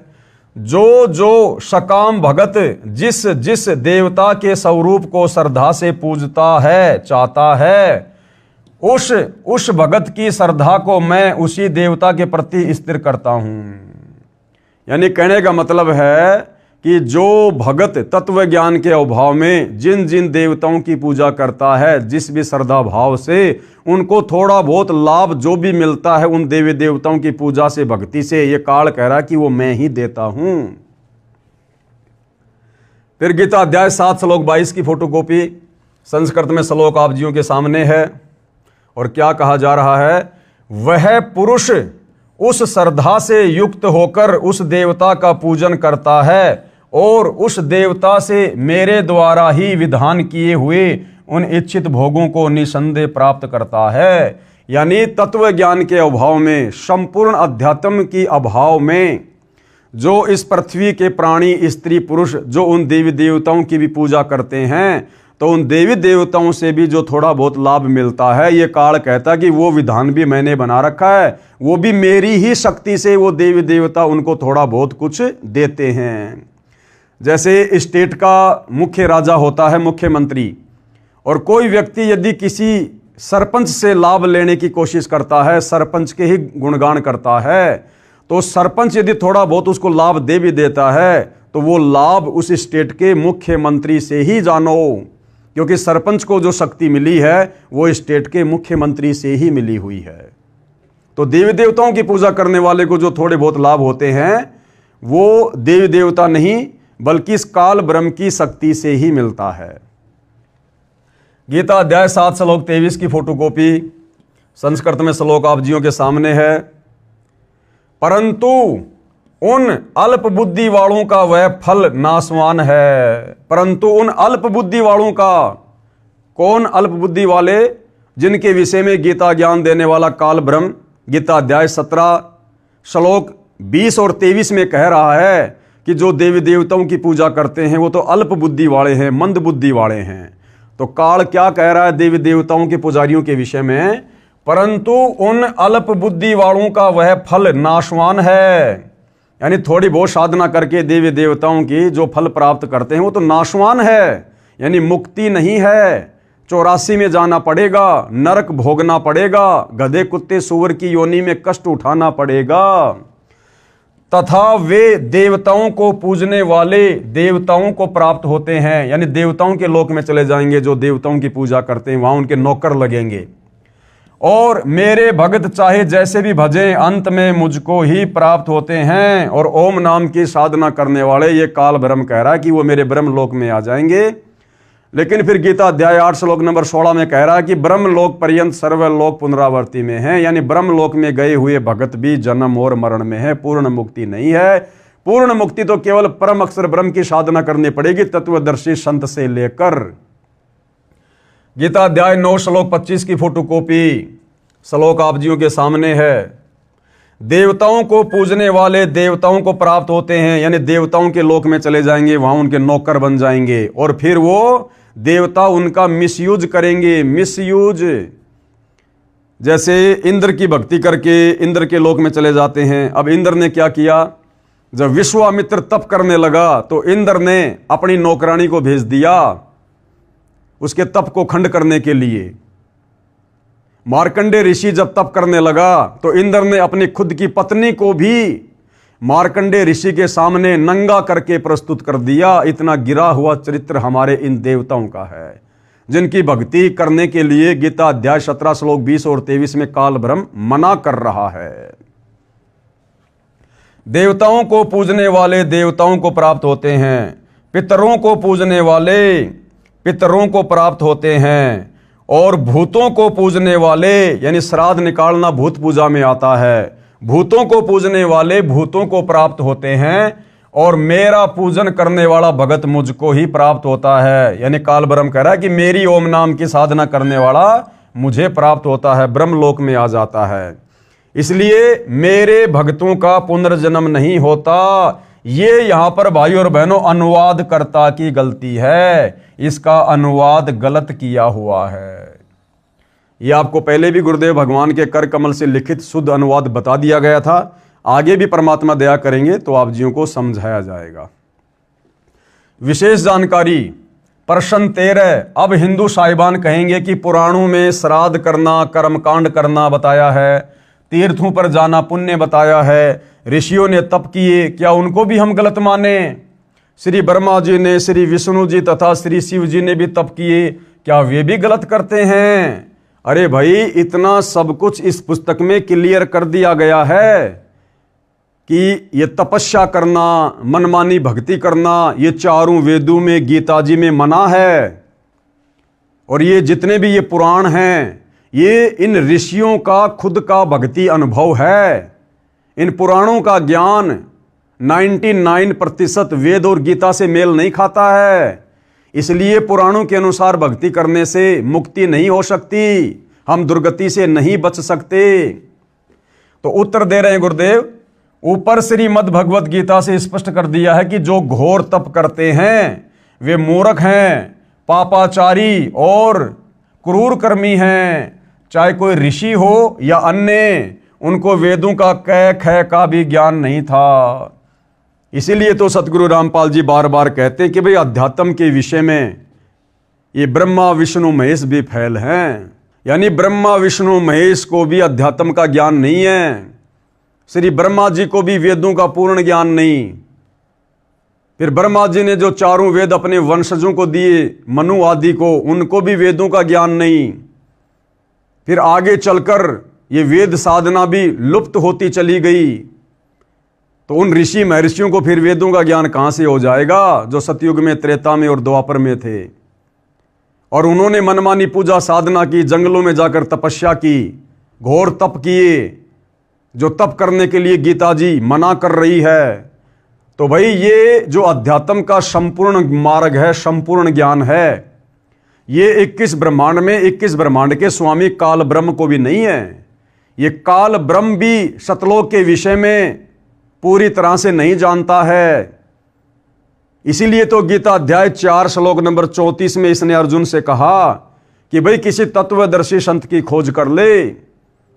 अगर इस काल ब्रह्म को, गीता के ज्ञान देने वाले भगवान को ज्ञान होता, उस तत्व ज्ञान के विषय में ये जानता, तो फिर अर्जुन को तत्वदर्शी संत की शरण में जाने की सलाह क्यों दे रहा है? अगर इसको तत्व ज्ञान होता तो 2-4 श्लोक और लिख देता कि ये है वो तत्व ज्ञान। कौन सा भाई कागज कम पड़ रहा था या स्याही कम पड़ रही थी? तो भाई और बहनों, वो तत्व ज्ञान तो परम अक्षर ब्रह्म, कबीर देव, सत्य पुरुष इस पृथ्वी पर स्वयं ही तत्वदर्शी संत के रूप में प्रकट होकर समझाता है और निसंदेह वर्तमान में वह तत्व ज्ञान सतगुरु रामपाल जी समझा रहे हैं।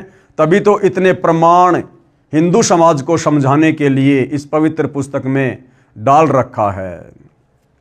सामान्य हिंदू को तो होगा कहां से भाई, जब ब्रह्मा विष्णु महेश ही तप किया करते थे, वेदों विरुद्ध साधना किया करते थे, तो जब ब्रह्मा विष्णु महेश को भी वेद ज्ञान नहीं है तो सामान्य ऋषियों को, संतों को, बेचारों को कहां से होगा। और फिर वर्तमान के जो सामान्य हिंदू हैं फिर उनको कहां से होगा। सामान्य हिंदू को तो होगा कहां से। गीता में तीर्थों पर जाना कहीं नहीं लिखा है, इसलिए तीर्थ भ्रमण गलत है। शास्त्र विधि त्याग कर मनमाना आचरण है जो गीता में व्यर्थ कहा है। अगला सवाल किया है प्रश्न 14, क्या पुराण शास्त्र नहीं है। उत्तर, पुराणों का ज्ञान ऋषियों का अपना अनुभव है। वेद व गीता प्रभुदत्त यानी गॉड गिवन ज्ञान है जो सत्य है। ऋषियों ने वेदों को पढ़ा लेकिन ठीक से नहीं समझा, जिस कारण से लोकवेद यानी एक दूसरे से सुने ज्ञान को उस आधार से साधना की। कुछ ज्ञान वेदों से लिया यानी ओम नाम का जाप यजुर्वेद अध्याय 40 श्लोक 15 से ले लिया, और तप करने का ज्ञान ब्रह्मा जी से ले लिया। तप करने की सलाह वेदों में नहीं है। तो इन ऋषियों ने क्या किया कि ओम नाम का मंत्र तो निकाल लिया यजुर्वेद से, और ब्रह्मा जी से इन्होंने ये तप करने का ज्ञान ले लिया, क्योंकि ब्रह्मा जी को वेद ज्ञान नहीं था। ब्रह्मा जी को काल ने आकाशवाणी कर दी थी जब ये कमल के फूल पर बैठा हुआ था कि तप करो तप करो, तो ब्रह्मा जी ने उस काल की आकाशवाणी को परमात्मा की आकाशवाणी समझकर तप करना शुरू कर दिया। तो ब्रह्मा जी की देखा देखी फिर नीचे ऋषियों ने करना शुरू कर दिया। तो इन पुराणों में कंप्लीट ज्ञान मुक्ति वाला नहीं है, भक्ति वाला नहीं है, अध कचरा ज्ञान है जो हमारे किसी काम का नहीं है। कुछ ज्ञान वेदों से लिया यानी ओम नाम का जाप यजुर्वेद अध्याय 40 श्लोक 15 से लिया। तप करने का ज्ञान ब्रह्मा जी से लिया। खिचड़ी ज्ञान के अनुसार साधना करके सिद्धियां प्राप्त करके किसी को श्राप किसी को आशीर्वाद देकर जीवन नष्ट कर गए। गीता में कहा है कि जो मनमाना आचरण यानी शास्त्र विधि त्याग कर साधना करते हैं उनको कोई लाभ नहीं होता, यानी उनकी मुक्ति नहीं होती, जन्म मरण से पीछा नहीं छूटता। जो घोर तप को तपते हैं वे राक्षस स्वभाव के हैं, राक्षस स्वभाव के। अब भाइयों और बहनों, वेदों के विरुद्ध साधना करने वाले साधक, वो चाहे ब्रह्मा विष्णु महेश रहे हों, चाहे देवता रहे हों, चाहे नर और नारायण रहे हों, या फिर हमारे जितने भी साधु संत महात्मा ऋषि मुनि हैं, विश्वामित्र जी, दुर्वासा जी, वशिष्ठ जी, चाहे ये रहे हों, ये सब के सब आसुर स्वभाव को धारण किए हुए ही थे। कभी भी सद्बुद्धि प्राप्त नहीं हो सकती, नीच कर्म करने से पीछे नहीं हट सकते। और इन ऋषि मुनियों का जो हमारे लिए वर्तमान में अज्ञान आधार से बड़े आदरणीय और सम्माननीय हैं, जिनको हम परम संत परम ऋषिजन मानकर उनकी महिमा किया करते थे, अब आगे हम गुरुदेव भगवान के आशीर्वाद से पढ़ेंगे उनके जीवन चरित्र को, उनके इतिहास को, कि जिनको हम बहुत बड़े तपस्वी माना करते थे, बहुत बड़े भगत माना करते थे, असल में उनका चरित्र क्या था। उस साधना के करने के चलते उनके स्वभाव में, उनके आचरण में साधुता क्यों नहीं आई, भक्ति अंदर प्रवेश क्यों नहीं आ पाई। तपस्या करके उन्होंने अपनी बैटरी चार्ज कर ली और उससे फिर उन्होंने किसी का अच्छा कर दिया, किसी को श्राप दे के उसका बुरा कर दिया, और समाज में झूठी महिमा प्राप्त करके वो एटम बम बन के घूमते रहे, और डर के मारे दुनिया उनको नमस्कार करती रही कि महाराज जी को कुछ ज़्यादा बोल देंगे, सवाल जवाब कर लेंगे तो महाराज जी कहीं हमें श्राप ना दे दें, हमारा सत्यानाश ना हो जाए। तो ये राजा लोग और ये दुनिया वाले डर के मारे उन साधु संतों का आदर किया करते थे। हृदय से विश्वामित्र का, दुर्वासा ऋषि का, वशिष्ठ का, मार्कंडे ऋषि का, ये राजा लोग और आम जनता आदर सत्कार नहीं किया करती थी। तो इसके विषय में भाइयों और बहनों हम विशेष चर्चा, विशेष ज्ञान अगले एपिसोड में प्राप्त करेंगे। इसी पवित्र पुस्तक जिसको सतगुरु रामपाल जी परमेश्वर जी ने अपने कर कमल से लिखा है, हिंदू समाज व पूरे विश्व के मानव समाज पर एक विशेष उपकार करते हुए, पुस्तक का नाम है हिंदू साहिबान नहीं समझे गीता वेद पुराण। तो आज के वीडियो में भाई और बहनों केवल इतना ही।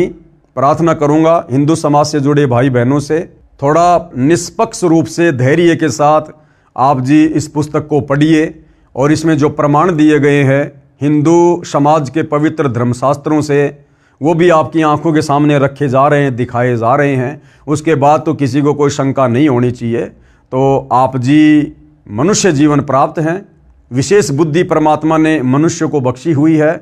हम चिंतन मनन कर सकते हैं, विचार विमर्श कर सकते हैं, नहीं समझ में आता है एक दूसरे से सलाह ले सकते हैं। और भाई और बहनों, ये मनुष्य जन्म केवल हमें शत भक्ति करके सदगति प्राप्त करने के लिए मिला है, जन्म मरण से छुटकारा प्राप्त करने के लिए मिला है। इसलिए अब इस मौके को ना चूकिए।